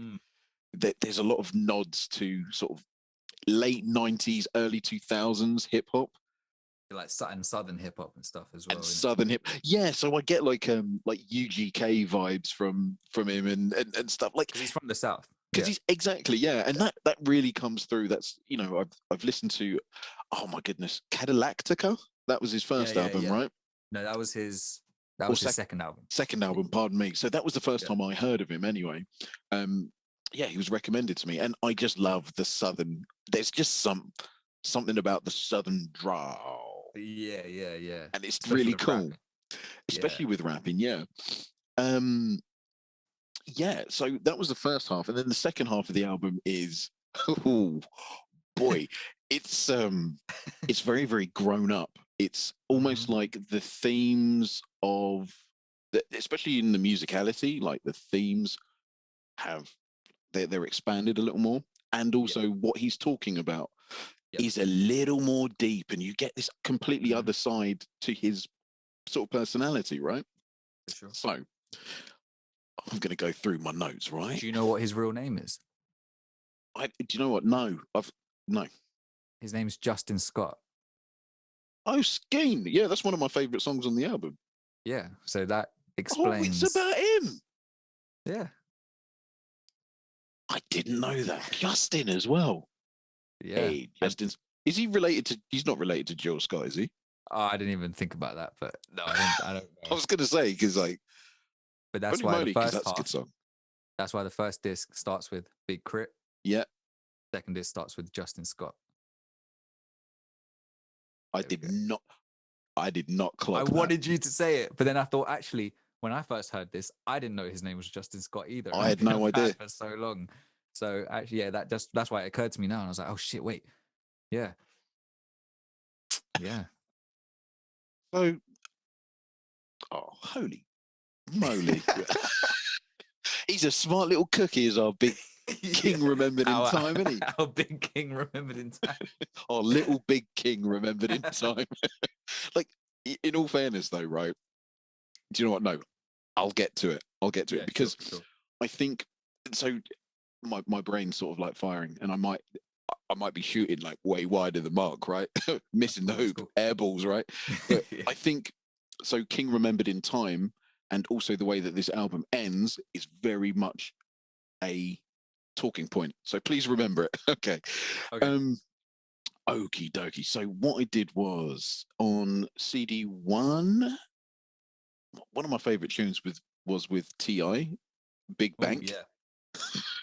Yep. So the fast flow aspect of this song, it was like reminds me of Slow Jams by Twister. Like it just had Ah, yeah. that kind of early 2000s sort of feel. Like his delivery is just Mm, excellent. And then yeah. also, Ti, I forgot, I forgot that. I quite liked him. Yeah, I yeah. forgot he was a Yeah. dude, and it was a really nice like throwback as well. Like just Mm, to this, it was almost like let's remember Ti in his pomp because that was when, yeah, for or sure. maybe Ti was a little bit later than early 2000s. I seem to Yeah, he remember was like Ti more like he was in the middle. 2008, 2009. That's when I really remembered him. But He had like um, Paper Trail and like those kind of big albums like that. yeah, Yeah. But on this can't eat no excuses. My son he can't eat no excuses, and he just keeps going on that whole thing. Like, oh, what it's what do you want amazing. me to do? I can't keep giving excuses to my family. Like the way he just delivers it is just so yeah, man. Ti doesn't come up in the conversation a lot, but not sure why. Maybe because he's from the south. Could be. Could be. Yeah. I mean, Hey, Crit says something to that effect, but he does. yeah. 1999, featuring Lloyd. Again, I Mm, I had this nostalgic feeling of it being 1999. Like I haven't listened right. to Lloyd. I haven't Yeah. listened to him forever. I never liked him on his Yeah. own. I Mm, only liked it when he featured on every rapper basically yeah. had a Yeah. song with Lloyd, and it was just like, yep, Yeah. you still sound like a little 15-year-old boy that, Yeah. you His know, voice was kind of weird, wasn't it? yeah, Like his nuts I could never never get dropped. into it. It's a bit too Yeah. whiny. Um, Yeah. but like the thing is, there was always a time for Lloyd though. Yeah. With the right song, he would sound He would bring the really, really vibe. good, and Yeah. he Yeah. like you know I. I'm not a singer or anything like that. I wish I could use my voice, like that. But Same. you know, um, he can quite clearly sing, can Lloyd, but it was just something that never really appealed to me. So I'm not Sure. gonna Sure. not gonna slander him too much, but I really like the job that he does on this Yeah. song. On this song, he fits so nicely on here. I was surprised to see him on here. Yeah, Like he so was fits I. so nicely. And Yeah. so he sounds older as well, which That's is maybe what it is. and I'm like, whoa, there's a little bit of gravel in that voice. Yeah. Yeah, all right. Okay. Like Yeah. I You're can in the vibe with perfect this. sweet spot now. Yeah, you're like Yeah. you are a guy. You're not a child. Yeah, do you Yeah. know what I mean? I always found that he was like very, very anyway. Got Um that prepubescent voice. yeah, like But oh, not good. but now it's like he's grown into it. But yeah. Yeah, he's leaning into it a bit more. He's got a bit of bass in that voice. Ride with Me, Yeah. with Yeah. featuring Bun. I have not listened to Bun B in a Mm, minute, and it was great to hear. same. And Pimp C as well. Yeah. Yeah, I really like that. Bun B's It's got a new album with Static Selector. Skeen. Yeah, called Trill Static. Very interesting combination, but yeah, it's worth checking out. All right, I'll check that out. Yeah, I just like the slow vibe of this. Like it's yeah, country, it's summer, it's hot, mm, it's very, very warm texture to this yeah, song. I mean, the thing is, what I'm not bringing up, and I think like on purpose, is Big Crit's like rhyming ability or storytelling. sure. Because at this moment in the review, and Yeah, especially on this first album, I don't think that takes center stage too much. For me, sure. I think it's very much a like I with this album, I get a very nostalgic feel to it, and so I think he's leaning into that more. So the theme is not thematically heavy, but Sure. this will come around. Um, Get Up to Come Down. I mean, it's Oh just yeah. Is that the one with CeeLo? that's the one with CeeLo Green, right? Yeah, yeah. If you've For me, it's Outcast, Outcast, Outcast, Outcast. Mhm. Yeah. So for me, with this song, it's the it's like the guitars. So there's a couple Yeah. of Yeah. hidden like chord progressions in there, but then also there's it's the use or the overuse of the wah pedal. Like you can just Yeah, hear it. It's that's like what it is. wow, Yeah. wow, wow. And it's just like, Yeah. yeah, you can just So hear this soulful, lovely, innit? clean, Yeah. beautiful, yeah, guitar wah. So yeah, mate. I mean, like, Guitar war, yeah. listen, I have a wah pedal on, and like, Mm. trust me, it's one of my most favorite things to use. It's just a beautiful sound, man. Oh, it's It's so awesome. it's just weirdly soulful and it hits you in a particular way. It's like when they put the vocoder sound on vocals, you know, like the from like what Stevie Wonder would do, or like from Yeah, California Love, the Tupac song. yeah, Yeah, it's just a certain soul kind of to it. Yeah, it's weird. It's yeah, I love it, man. I love the sound. yeah. It's a really, really unique uh sound. I just got this weird, yeah, outcast vibe from it, and Mm, yeah, again, really, really loved it. for um sure. I get you. Layup is Oh yeah, incredible, that's chill because as it's just fuck. relaxed. And Aux Yeah, Chord man. is the last song on this, on the album, well, on the first CD of the album. And I've put here that he, like, Big Crit sounds like Andre 3000, just in his delivery, just in his little delivery, right? Um, it's amazing, like a quality song. Okay, interesting. Yeah, I love. For me, this is dream hip hop for me. This is like some of my favorite Yeah, sounding, like this is one of my favorite sounding songs, like so far. I I love the think beat on it. Yeah, the music, like the music on it, the drums and everything, and the soul is so it's so good. crisp. Yeah. I mean, Yeah, it's and it matches exactly what he's talking about. oh my goodness. Yeah. Yeah, Yeah, it's yeah. brilliant. Um I just got to say that, like, with regards to this song especially, I found that there was a soundscape. It was almost like a, Mm, like a painter always just adding a little bit more painting yeah, to yeah. the painting. Like, I just Yeah. found that with this, like, it was really subtly like a big song. I don't think that it's brought up, like, I don't think we brought him up, but Anderson Pack, for me, like, is a Yeah, master of soundscapes. Like, he can yeah, just definitely. Yeah, make um these giant sounding songs.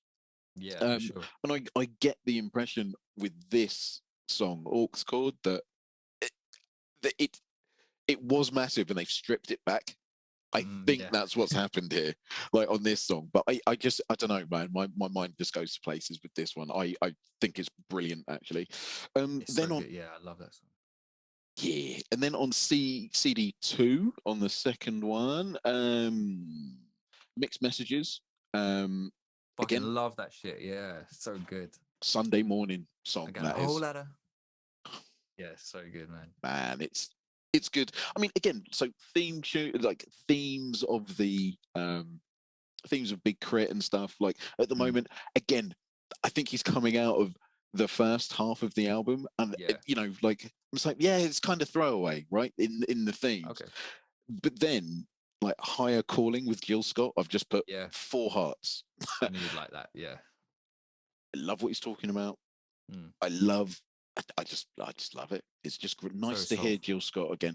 And this Yeah. is the thing with this second half of the album, the soul and the musicality. Yeah. Like, you can tell that this is now band stuff. Like, people are coming Yeah. in to play, and there's a Mm, totally different vibe with regards yeah, to what he's talking about. And now it's kind for of more sure. esoteric, a little more, especially with songs like Keep the Devil Off, right? I mean, that's just Oh gospel yeah. right there.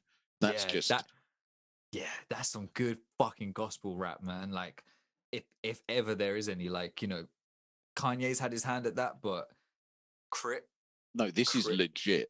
Kanye, this yeah. is something else, man. Like that. I was listening to. I was like I told you, I was late. I was I was late for this recording because I was like going back through the album again just to kind of reacquaint myself with some of the songs and everything. And it got to Keep the Devil Off, and every time I hear that song, I Mm. can't. skip it. Like, Yeah. just as soon as it comes in and all the build-ups and the choirs and stuff that come in, and it really has me out here being like, don't worry about no snake, worry Yeah. about no snakes. Yeah. And I gotta keep the devil off. And I'm not even like religious and shit. And I'm there like, yes, fucking yes. Gotta keep the devil off. Keep the fucking devil off. Yes. What I that like song will about do it for you, man. Yeah, it's deep as well. Yeah. Like so Big K.R.I.T is telling you about the perils of the game, how easy it is to fall into temptation and things like that. Like, now, listen, now you're talking right up my alley. Like, this is cool. Yeah. Like, tell me about like the inner workings of what you think. And he's saying that like it's easy to get tempted. It's easy to, look at everyone around me. Like, it's fine. I'm keeping it For sure. 100. Let's go to church on this album. Yeah. And like so I noticed it, like the title, like keep the devil off, right? So keep the and off Yeah. are all capitalized, Yeah. but the word devil isn't, No. Yeah. which is cool. Which is like kind of like, I like that, right? Very subtle, right? Yeah, very subtle kind of attention to detail. Yeah. In terms of portraying how you feel on that subject, like taking power, kind of like, we'll keep the devil off. The devil is just this word. It's this lesser word, Yeah. But the thing is, it doesn't make the unfortunately. Yeah, so I mean, unfortunately, like keeping the the capital D off, right, is a nice little touch. Like, that's you sort of think of him as lesser and stuff. But like Big K.R.I.T even like alludes to it in this song, like the threat isn't any less. So yeah, you could try and take the power from it, but like, just keep it away this from annoying it. thing that will stick to you, and it will just kind of feed on you, that kind of, it's like a leech. That's it. Yeah, it's very lesser, it's very small and insignificant, but once it gets to you, it will stick to you, and it will, it's like a parasite. Just you need to just stay clear of it. That's it. Yeah, that duality is very well expressed by K.R.I.T. So this is what I think about like the album as well, though. I mean, it feels like it's almost like a look back at his life, like maybe like in the influences of his music, like especially in the first half of the double album, right? So it's very much like summertime, like like early 2000, like whatever that might have been when he's like coming up and stuff, and like what he's been influenced by, very much a family vibe. And then the start of this second album into now is very much like, okay, here's where I am right now. I'm in this music game and stuff. I want to, I'm a rapper, first and foremost, but I'm sort of transitioning from a rapper into an artist. And this is very much what I think the second half of the album is. It's almost like that kind of, To Pimp a Butterfly thing, right? Very much where the music now is a lot more, it's bigger. And there's a bigger sense of community as well in this second half of the album, in the sense that these are musicians playing. I'm guessing, all right, but this is what it feels like to me. Robert Glasper on there, right? Like Robert Glasper. Yeah, he does. He has Robert. I'm going to get there because this is one of the ones on there, right? Yeah. Because you were talking about people being there in the community and more people building on the music and stuff. I was like, I first thought was like, there's the song with Robert Glasper on there. Yeah, which I cannot remember the name of it right now, but it's The Light. The Light. That's it. Yeah. Okay, cool. So, right, I'll just quickly mention then, bro. Price of Fame. Just what a song. I'm not even going to go into it. I'm so glad you mentioned it. Listen to it. Listen to it. It's amazing. It's brilliant, right? Then you've got The Light featuring Bilal. Bilal. Yeah. Like, that's somebody that gets around, man. That's been around since. I'm not surprised, because that forever. Voice is full of soul, man. Honestly, my goodness. Robert Glasper Jr. is on there. I've got a couple of albums. Kenneth Whalum. So he's I think he's a singer and a saxophonist. So he's in the sax in the back. Just amazing instrument. And then you've got Bernice Earl Travis. I actually know him from YouTube. He's a bass player. Oh, okay. He's not just good. He's so good. Like, oh, is it? I play bass, right? Yeah. I got to a really high level, like in my own estimations back in the Sure. day. There is a way to play, and this man can play you three notes. Like we could play the same three notes, right? Yeah. And we could have exactly the same equipment. Yeah. What makes him so good is Yeah. that he will make those three notes bigger than what they are, and I will just play those notes, right? he Right. I he got you. has he has an affinity with the bass that I do Mm. not, that, that I don't know what, like it's next level. Like, you know, Right. I sort of bow in reverence. So anyway, it was nice to hear him play. I mean, like, he doesn't go like too Philly or too like insane like on it. It's just what the song needs. And I think Sure. that's Yeah. really, really cool. And then the last song that I'm going to talk about is Bury Me in Gold. Mm. Right. So Big Crit, Yeah. King Remembered in Time, Bury Me in Gold. It all comes full circle, doesn't it? Mm-hmm. He thinks right. So the underlying theme of this double album for me is that I think he says it a couple of times. I always remember where you came from. I don't think he's talking about the South. I think he's talking historically. Yeah. You're a pharaoh. You Yeah. Right. come from it, like you come from royal blood, sort of thing, right? Like, Sure. Yeah. yes, Yeah. you're black people are sort of oppressed and stuff, and in society, um and marginalized, and it's easy to forget where we came from. And Bury Me in Gold, like while he's saying, yeah, I like this gold stuff and I like that gold watch and the gold chain and this and that, Yeah. he's not saying he's a slave to it. What he's saying is, yeah, I like that stuff, but it's Yeah. not, I can't take it with me when I die, sort of thing.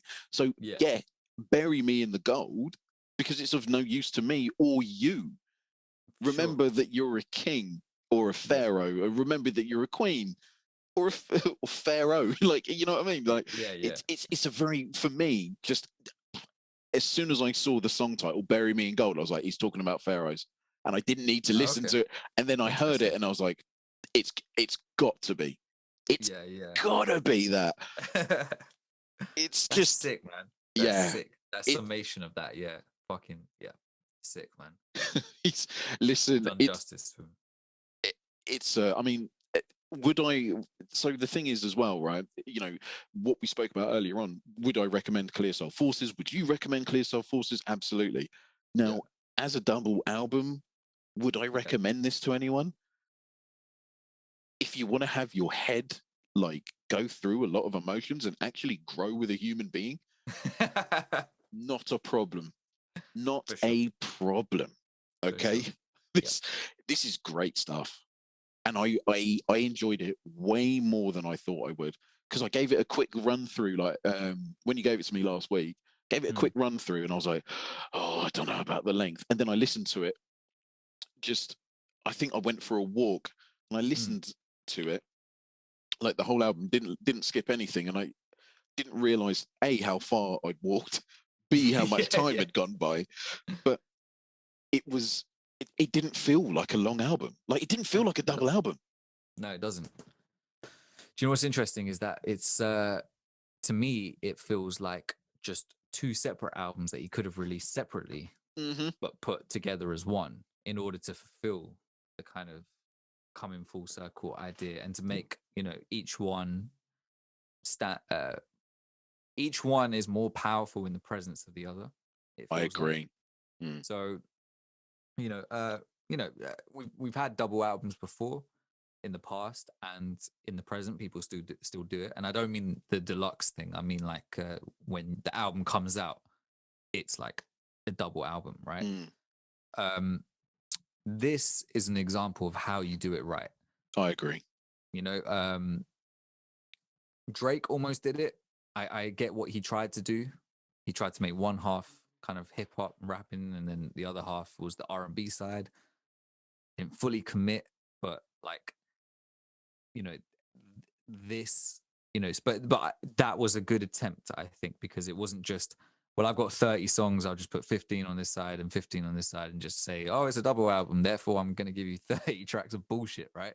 Mm. It was like at least he had like an idea, like this will be for this vibe, this will be for another vibe. Crit takes it to the next level Yeah. where both sides are like two completely separate albums, and yet they tie into each other. And like I said Yeah. before, they help make the other one just as powerful as a result, right? Because it's like you need one side to understand the other side. Yeah. You know, they're great albums in isolation, but together when you listen as a full thing, it's like, okay, you know, there's a reason that it starts with the first side starts with Big Crit. That's him as an artist, right? That's almost like the alter ego. And then, you know, Justin Scott being the first track, and it's purely instrumental on the second Mm. disc. It's more personal, it's more deep within. You don't need words, you just get the feeling of who he is, right? Because he's a producer as well, you know, he Mm-hmm. makes all his beats. Yeah. And he's got this very particular sound. And, you know, for me, I remember Big Crit. I remember, man, I wish Big Crit is one of those guys I wish I could go back in time and discover him all over again. Because this was back in the days when you would go and find mixtapes online, Yeah. and there was this influx of free music, but it was all really good music because artists were making mixtapes that were at the level of albums, but they were for free. They were to help. That was how you built your brand. And then you would drop the album because people would be like, "Whoa, I heard your mixtapes. Your mixtapes are sick. I'm gonna go buy your album." This is like pre-streaming. And then Big Crit was one of those guys. Unfortunately, his music's not on streaming as a result. One of the mixtapes is. But all the other ones are so fucking good. Like I remember just seeing it come up and thinking, oh, you know, that name's cool. Again, you know, being pulled in by the name. The Mm-hmm. front cover was great. And I was seeing in the comments, people been like, yeah, this guy's killing it. And I'd seen a mixtape of his being on like a top 10 list the year before. And it was called Crit Was Here. So I listened to this second mixtape. And when I tell you straight away, it was like summertime, I'm at school and everything like that, you know, it just hit me in this particular way. You know, even just there's a song on there called like Rotating, where he's just talking about like, I'm just rotating my tires, rotating my tires. I'm just rotating my tires. He's just like, how are you like just, his voice is so smooth. Mm-hmm. It's like he's just talking and he rhymes, but he's like so soulful, his voice. And that's what really pulled me in towards him. And like his music was so unique to me. His beats were Mm-hmm. so soulful, but they were hip hop. And he sang as well, like he sings as well. He's got a great singing voice. And so, you know, mixtape after mixtape after mixtape, it's killing this shit, man. It's like you just want more of the same. It's like Apollo Brown. You don't want him to change too much. You know, you want the same thing. Yeah. Just do Want you, more. bro. Yeah, just do you. I want more. And then first album came out, Live from the Underground, 2009 or 10, was good. Don't think it was as good as the mixtapes because of samples and, you know, Mm-hmm. it's a major label debut. He has to like kind of cut back on a big part of. Conform. Yeah, although the album was still good though. That's the thing. He didn't sell out. Yeah. Cadillactica, whatever it was called, was good. I just found that his albums for some reason didn't hit for me as much as the mixtapes did. I'm not sure why. It's fair And enough. yeah, I'm really not sure why, because it just feels like you want Big Crit on the main stage, but then when he was there, it's like, yeah, I get it, it's really good, but why is it not clicking like the mixtapes were? You Mm. know, what's different? This one was Ooh. the first one where it was like a Big Crit album Mm. that just was like, wow, Yeah. like it was like the blending of the two, you know. Mm. Yeah, I fucking love this album, man. Yeah. If you want an in-depth look into an individual, listen to this album. It's hugely personal. It's really good. It's quotable as shit. It's quotable, and the music, like so many songs on this, like I used to sometimes just play at work. You know, Mm. like they're accessible. They're accessible as well. He's so good at that. He's like Yeah. 1999. Yeah, I used to play that at work, and mixed messages. I used to play that at work. Keep the devil off as well. Um, I remember going because you know on Spotify you can kind of follow your friends and stuff, and you can kind of have a look at their playlists and stuff. And one time I was kind of like looking for new music, kind of just to listen to. And I remember just kind of seeing my friends kind of listen to stuff. You know, you can see it on the side what they're listening to and things like that. And I remember clicking on their thing, and they had "Keep the Devil Off" in one of their playlists. I was Cool. like, oh shit. And I felt like maybe it came from when we played it, like it was someone from work. I was like, oh shit, maybe it was from when we played it in the office. And I was like, that's sick, man.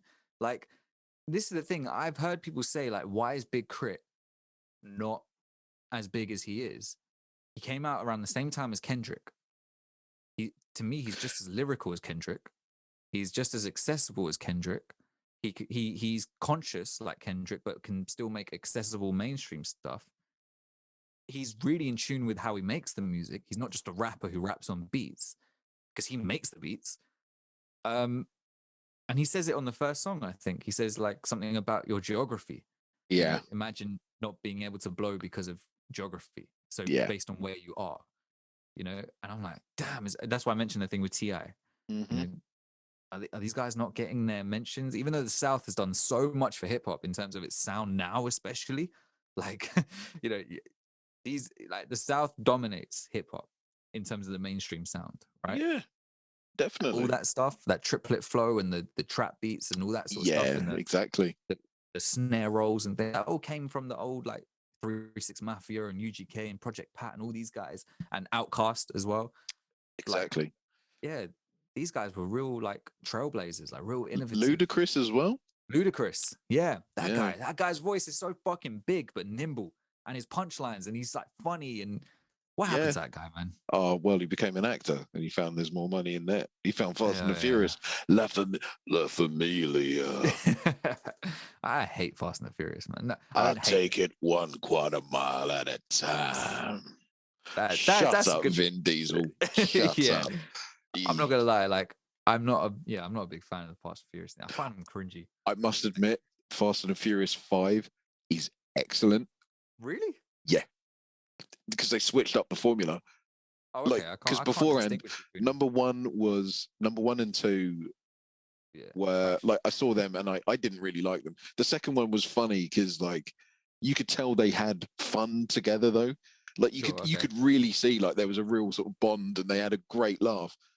And I can't remember the third one. I don't know if I've ever seen. Fourth one, I don't know if I've ever seen. But the fifth one, I saw it, and like it was at Christmas one time. It was around my mum's and that, and then they just said, "Oh yeah, we're going to put this on."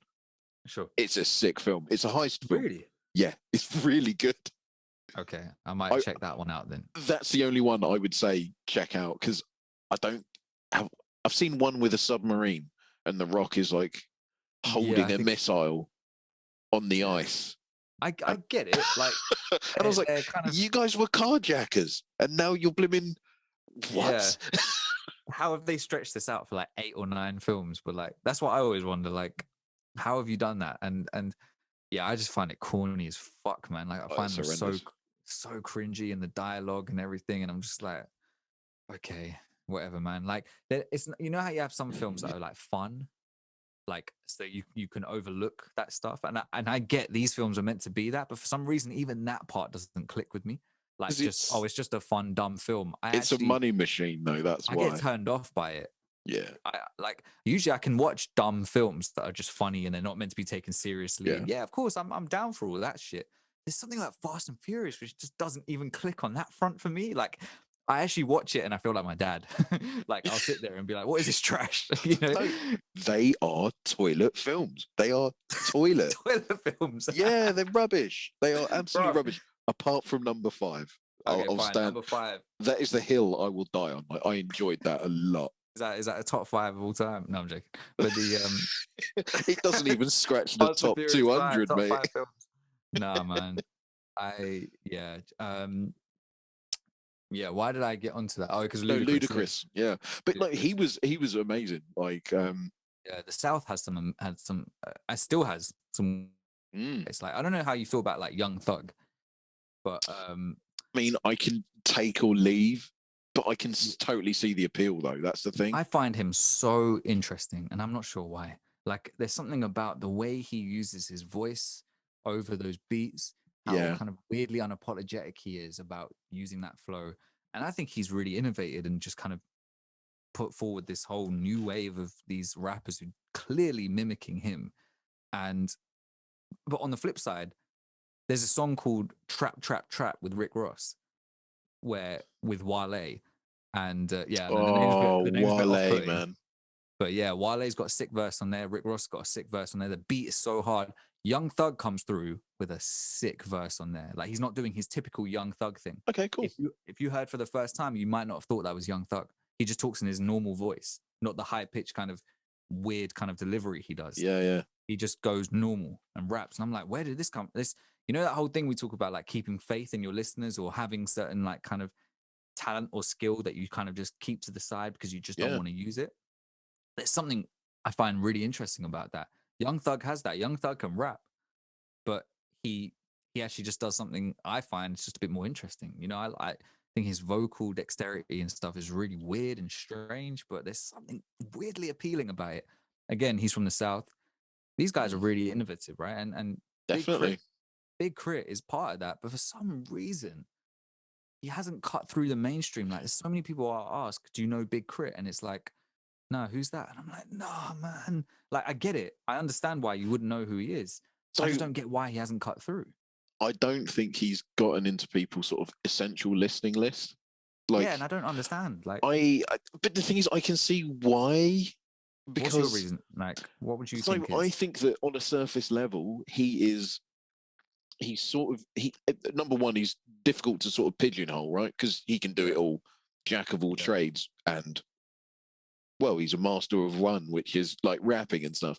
But like, yeah. I don't know if, like, for me, I don't know if he's as clever as say Kendrick Lamar with his delivery. I mean, for me, Mm, like my first window into Kendrick was Rigor Mortis, right? yeah, yeah. I don't think Big Crit has ever matched Rigor Mortis at all, right? So that was my window into Kendrick, and that is like the bar that I set sort of like Kendrick up against, and also Fair like enough. other rappers, right? So I don't Sure. think, but that's not me saying that Big Crit is not a really accomplished storyteller. That's not me Yeah. saying that he's not really like an excellent rapper at all. I just think Mm, that there are sort of like tiers, and like you're talking like top tier when it comes to Kendrick Lamar. I don't know if he's yeah. quite there, but when it comes to the musicality, especially with this album, Mm. you're talking about a serious artist after this. That's the thing. Like, I really think, even for me, if we're talking on those tier levels, like, because they kind of came up around the same time, Yeah, yeah, yeah. for me, it was never like, yeah, Kendrick's got the one up on Crit. Oh, I see When what you mean. you know, back when I was following them both from the mixtape days Yeah. and on their come up, to me, it was like, it was never like, yeah, Kendrick over Crit, definitely. It was like, nah, man. Like, I go to Crit and I have Kendrick. If you ever posed to me, who would you pick between the two? I'd be like, actually, I think back then I might have gone for Crit, right? Like, until Good Kid, Mad City came out, Yeah. then it was like, It was okay, R.I.P. yeah. Then it was like, okay, now I'm seeing the full kind of the full Yeah. superpowers unlock. You I know, I just think that people will skim Big Crit and not give him the time of day. it's a shame, man. I think that's what it is. It's like, they can sort of say it's very much like me back with like Royce the 5'9", right? Okay, Pre-Prime, I was very much like I appreciate that he's a very good MC. sure. I like the songs that have come out. I wouldn't call myself a fan, but I know Mm, of him, right? And I think that's the same. That maybe that's the trap that Big Crit has fallen into, in the sense that sure. people know who he is. They know he's a bit of a don, but they're not Yeah. in. There's something stopping them from Something done. investing. Yeah, they're not invested. Mm, Yeah, I think that's what the problem is. Like, it takes a good couple of listens. I mean, for this album, I do I have to give 5 songs because it's a well, double album? Can I give 10? I was gonna say yeah, five from each side. Yes. Well, I've kind of already done it in the songs that I've Yeah, chosen. the songs that you picked, yeah, but you can go through them again, innit? Like, Cool, cool, cool. So, like, quick one. So, Big Bank, mm-hmm, 1999. mm, Ride with me. mm, Layup. Aux yeah, chord. Yes. solid. But just keeping on the first disc, there's some songs on there that I'm just like, raw, you didn't even mention, I know.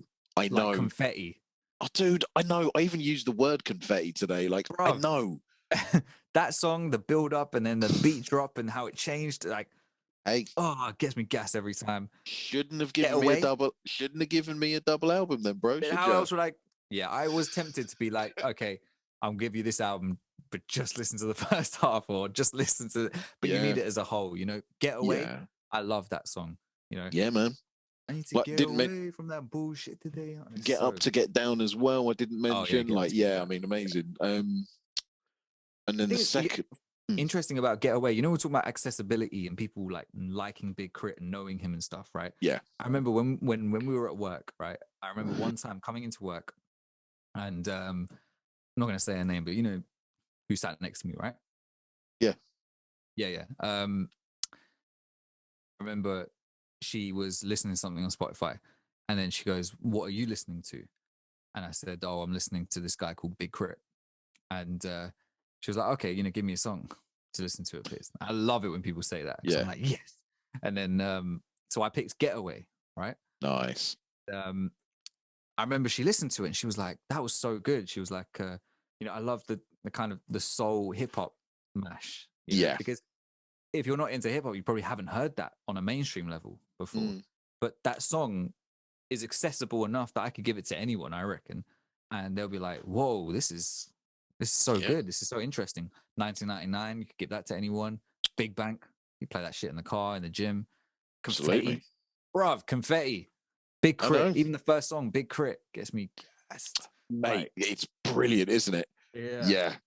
Well, you yeah. shouldn't have given me a double album, mate. Yeah, All right. I know, man. I know. And then It's and then you're just those cussing songs me weren't for even not. mentioned. Those songs weren't even mentioned, bruv. I couldn't. I told you I was going to break down the double album, didn't I? Yeah, you did. Okay, fair enough. And it's not like the songs that I chose were terrible. Big Crit.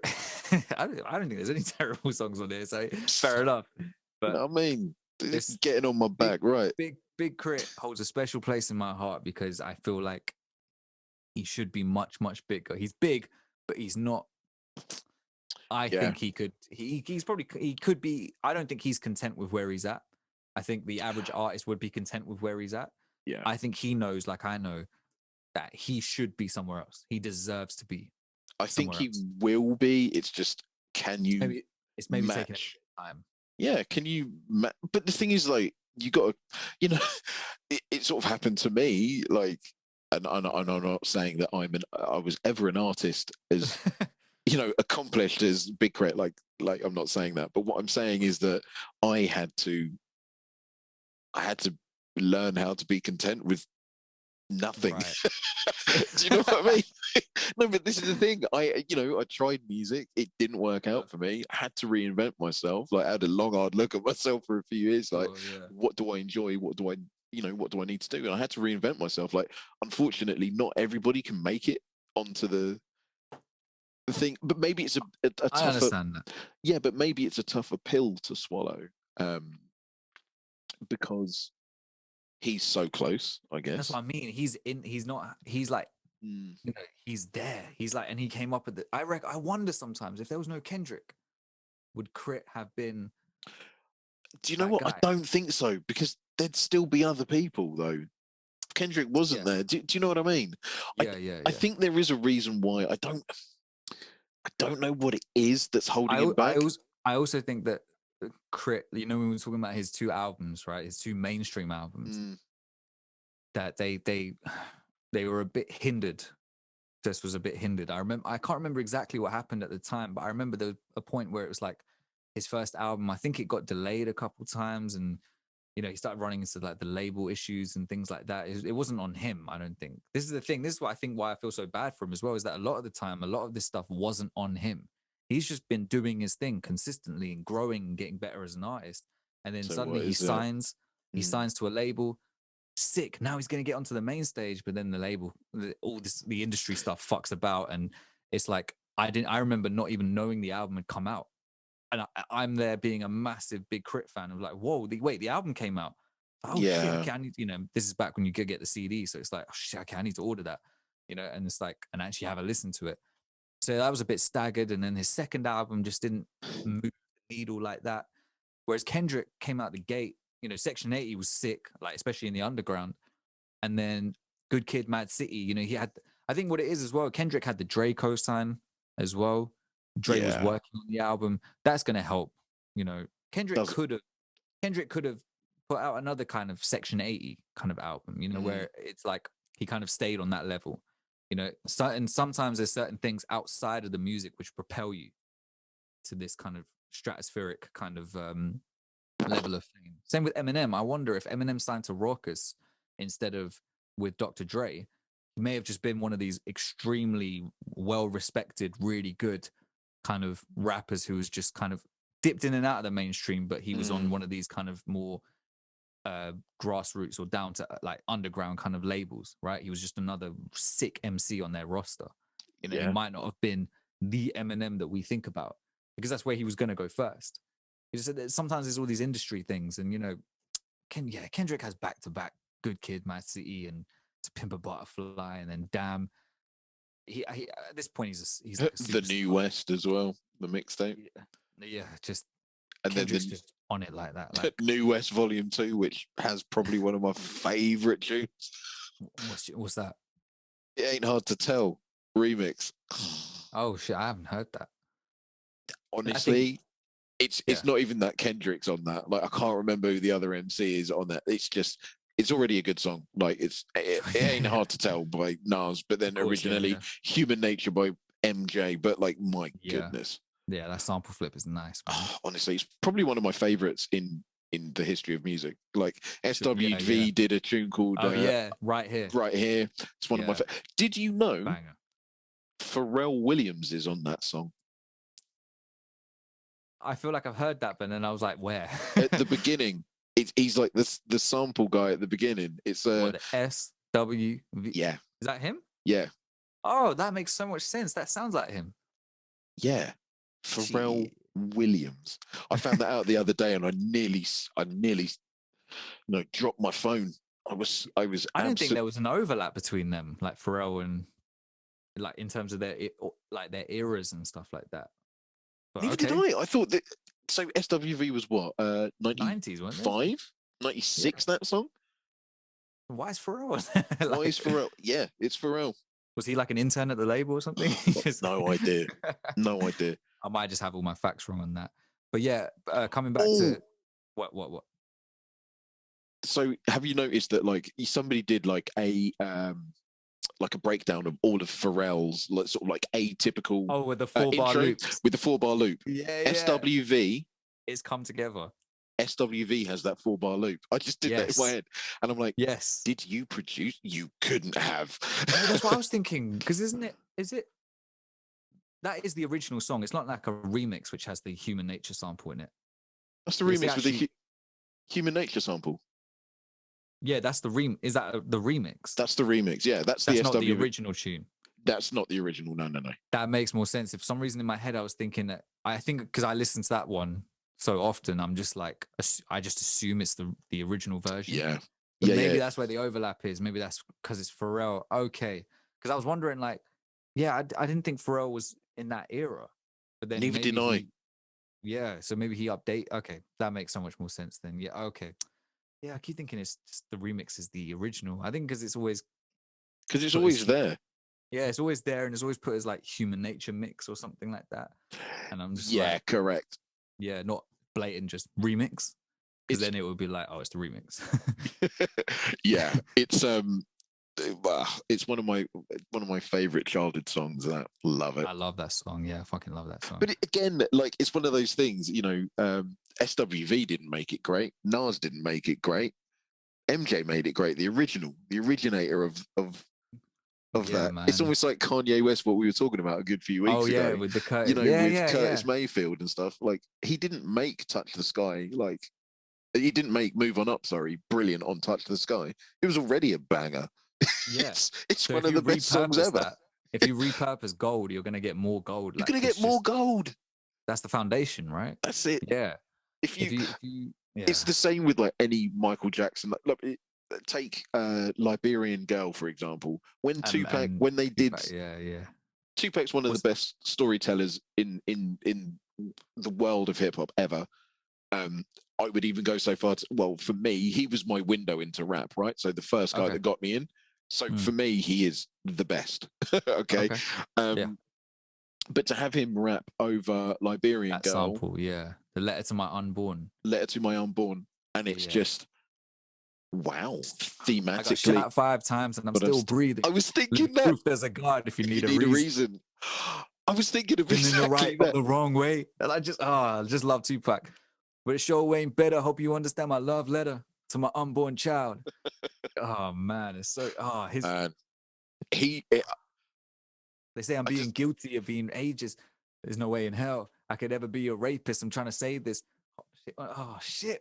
Oh man, it's so yeah, even his voice is so soulful. He's like oh, in this. it's amazing. Do you Yeah, feel me? Like it's just so fucking like it's yeah, man. legit. Like, yeah. Tupac's So for fucking good, me, man. I mean, the Liberian Girl is already a lovely, wicked song, but then you Yeah. put Tupac over the top of it, and it's just something Yeah, else. So repurposing bad. Go, right. Anyway, because I could get into Tupac like Yeah, he's for my sure. guy. Yeah. But yeah, dialing it back. Also, Kendrick when he did Control, I think he also became another force to be reckoned with.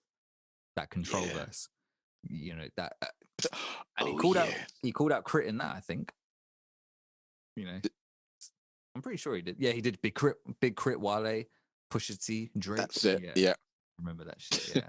Pusha T gets mentioned a lot, right? And I need to go back and reinvest because like my mate is always just like, yeah, Pusha T is one of my favorite rappers of all time, and I'm like, and I try Pusha and T is get into fucking him. sick, man. I don't know what it is. I just maybe it's his voice. I don't know. There is something. Really, There's a I think his disconnect. voice is so solid. I Listen don't to know what it. Untouchable, the song Listen, Untouchable. I have listened, and I'm not Yeah. kidding. I've listened to his entire discography. I think Okay. maybe I've missed something. I probably have.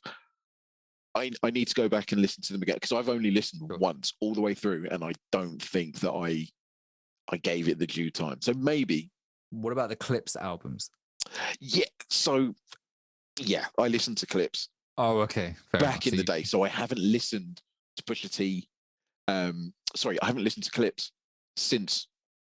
sure. When was the last album they made? Like I can't remember. That was like way in 2000, late 2000s, I think, or Yeah, something like that. 2009. The I casket think it was closed. I can't remember what it was. something like that. So I haven't Yeah. listened to them in a while. I always liked his verse though. Like I always liked. Yeah. I don't know when he featured on other stuff. Yeah. I always liked him because he dominates your attention. I Yeah, just need to go absolutely. back Very and solid. yeah, I just They need had to they go had back. these re-up mixtapes as well, called like the Re-Up Gang Volume 1 or something. Oh, we got it for cheap Volume 1, we got it for cheap Volume 2. That's when I got introduced to Pusha T. Mm. And again, it was like this is back in the mixtape days where they remix beats and stuff, and there were like 4 of them. Can't remember Ab Lever, someone else. Who was his brothers? Homeboy San? No. I can't remember who it was. But yeah, and yeah, these guys when they would be rapping over these beats, I was like, whoa! I didn't know MCs could rap like this. Like again with the Slaughterhouse thing and stuff. But yeah, So Pusha yeah, T, man. Yeah, but yeah, so Big Crit. I wrote down King Remembered in Time end song talking point. You talked about it, yeah. right? I've already Bury spoken Me about God. it. Okay, you told me to Yeah. remind you. Yeah, cool. Yeah, sorry, man. Nice one. Yeah. It was about the Pharaohs thing. It's about not forgetting where you are. I think Big Crit is accomplished as hell, and I genuinely enjoyed this album. I will give And it. he needs your streams if you're listening. Oh, Listen he to Big totally Crit. does. He gets an 8.5 out of 10. Nice. And it's a double album that I would recommend. Like I'd recommend this to anybody. Yeah, for sure. Even though it's a double album, I'm like, yeah, just listen to this. Just and listen to it in like give it time because it is. Yeah, and play it really loud. Like it's incredible. I really enjoyed it because so for me, like the first half, like so the first album is very much like as I've said, like it's a throwback or whatever. Then it just morphs into something else, and it's like you get a really holistic view of his brain. Yeah, and maybe, who knows? Who knows if anyone's gonna really care what we think? But we're putting it out there. We're putting it out there, man. Yeah, Big Crit, man. He's amazing. Fucking, I wish his mixtapes were on streaming, man, because then I'd give like different recommendations. Oh, You know what I fair mean? enough. So, yeah, what are we going to do for next week then, broski?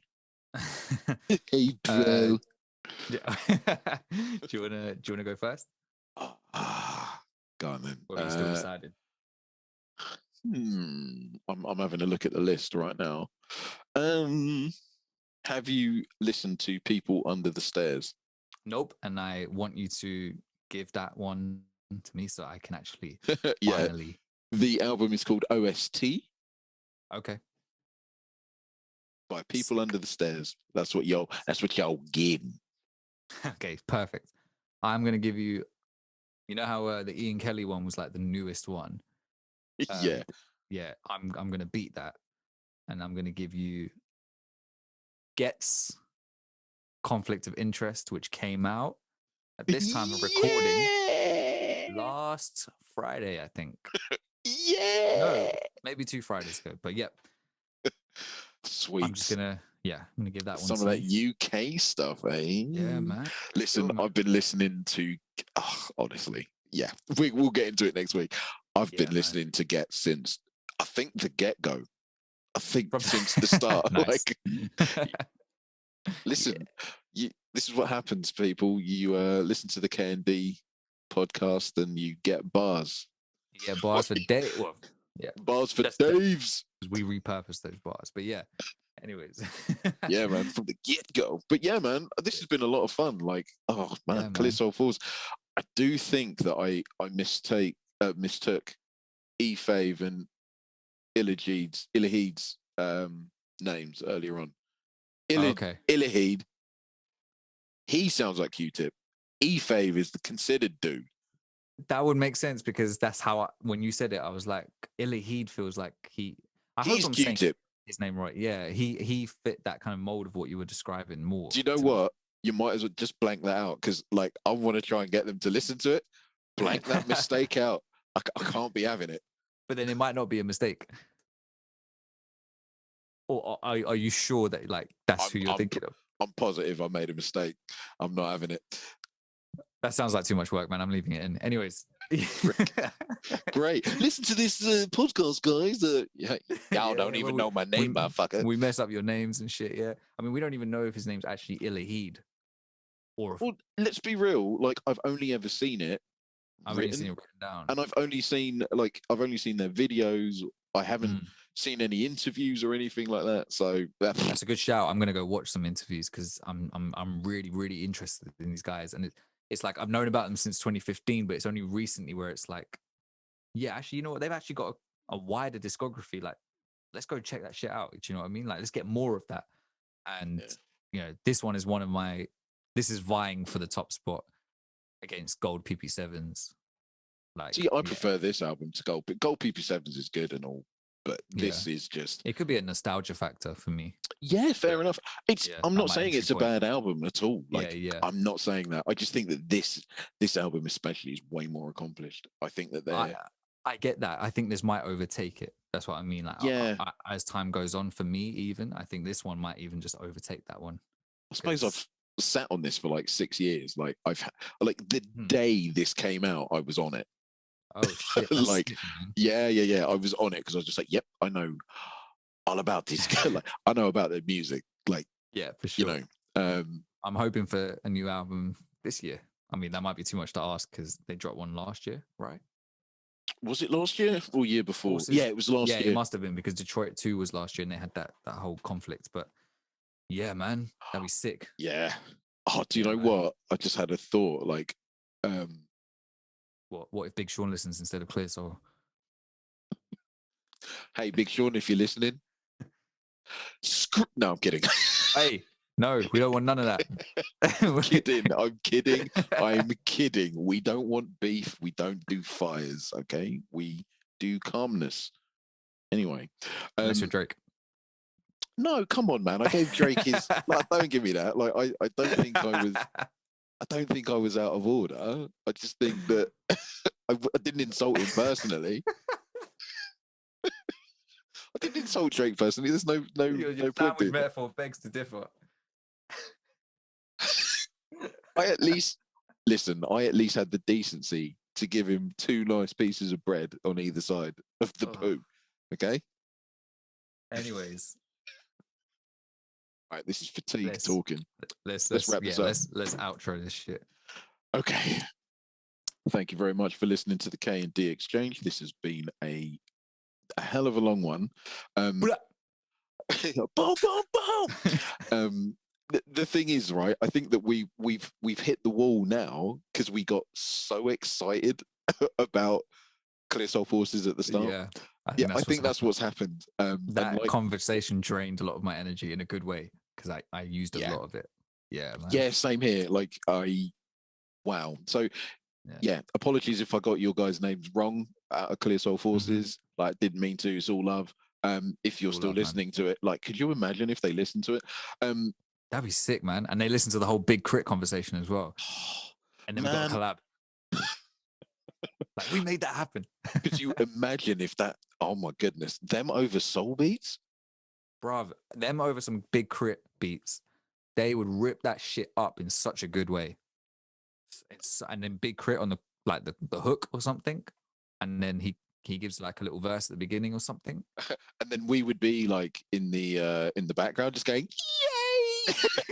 Like, I fucking love this shit. Could you Give imagine us an album?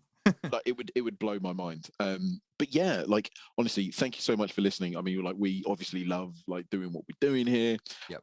If you want to help and support, please engage us on our various platforms: Twitter, YouTube, like Instagram. Yep.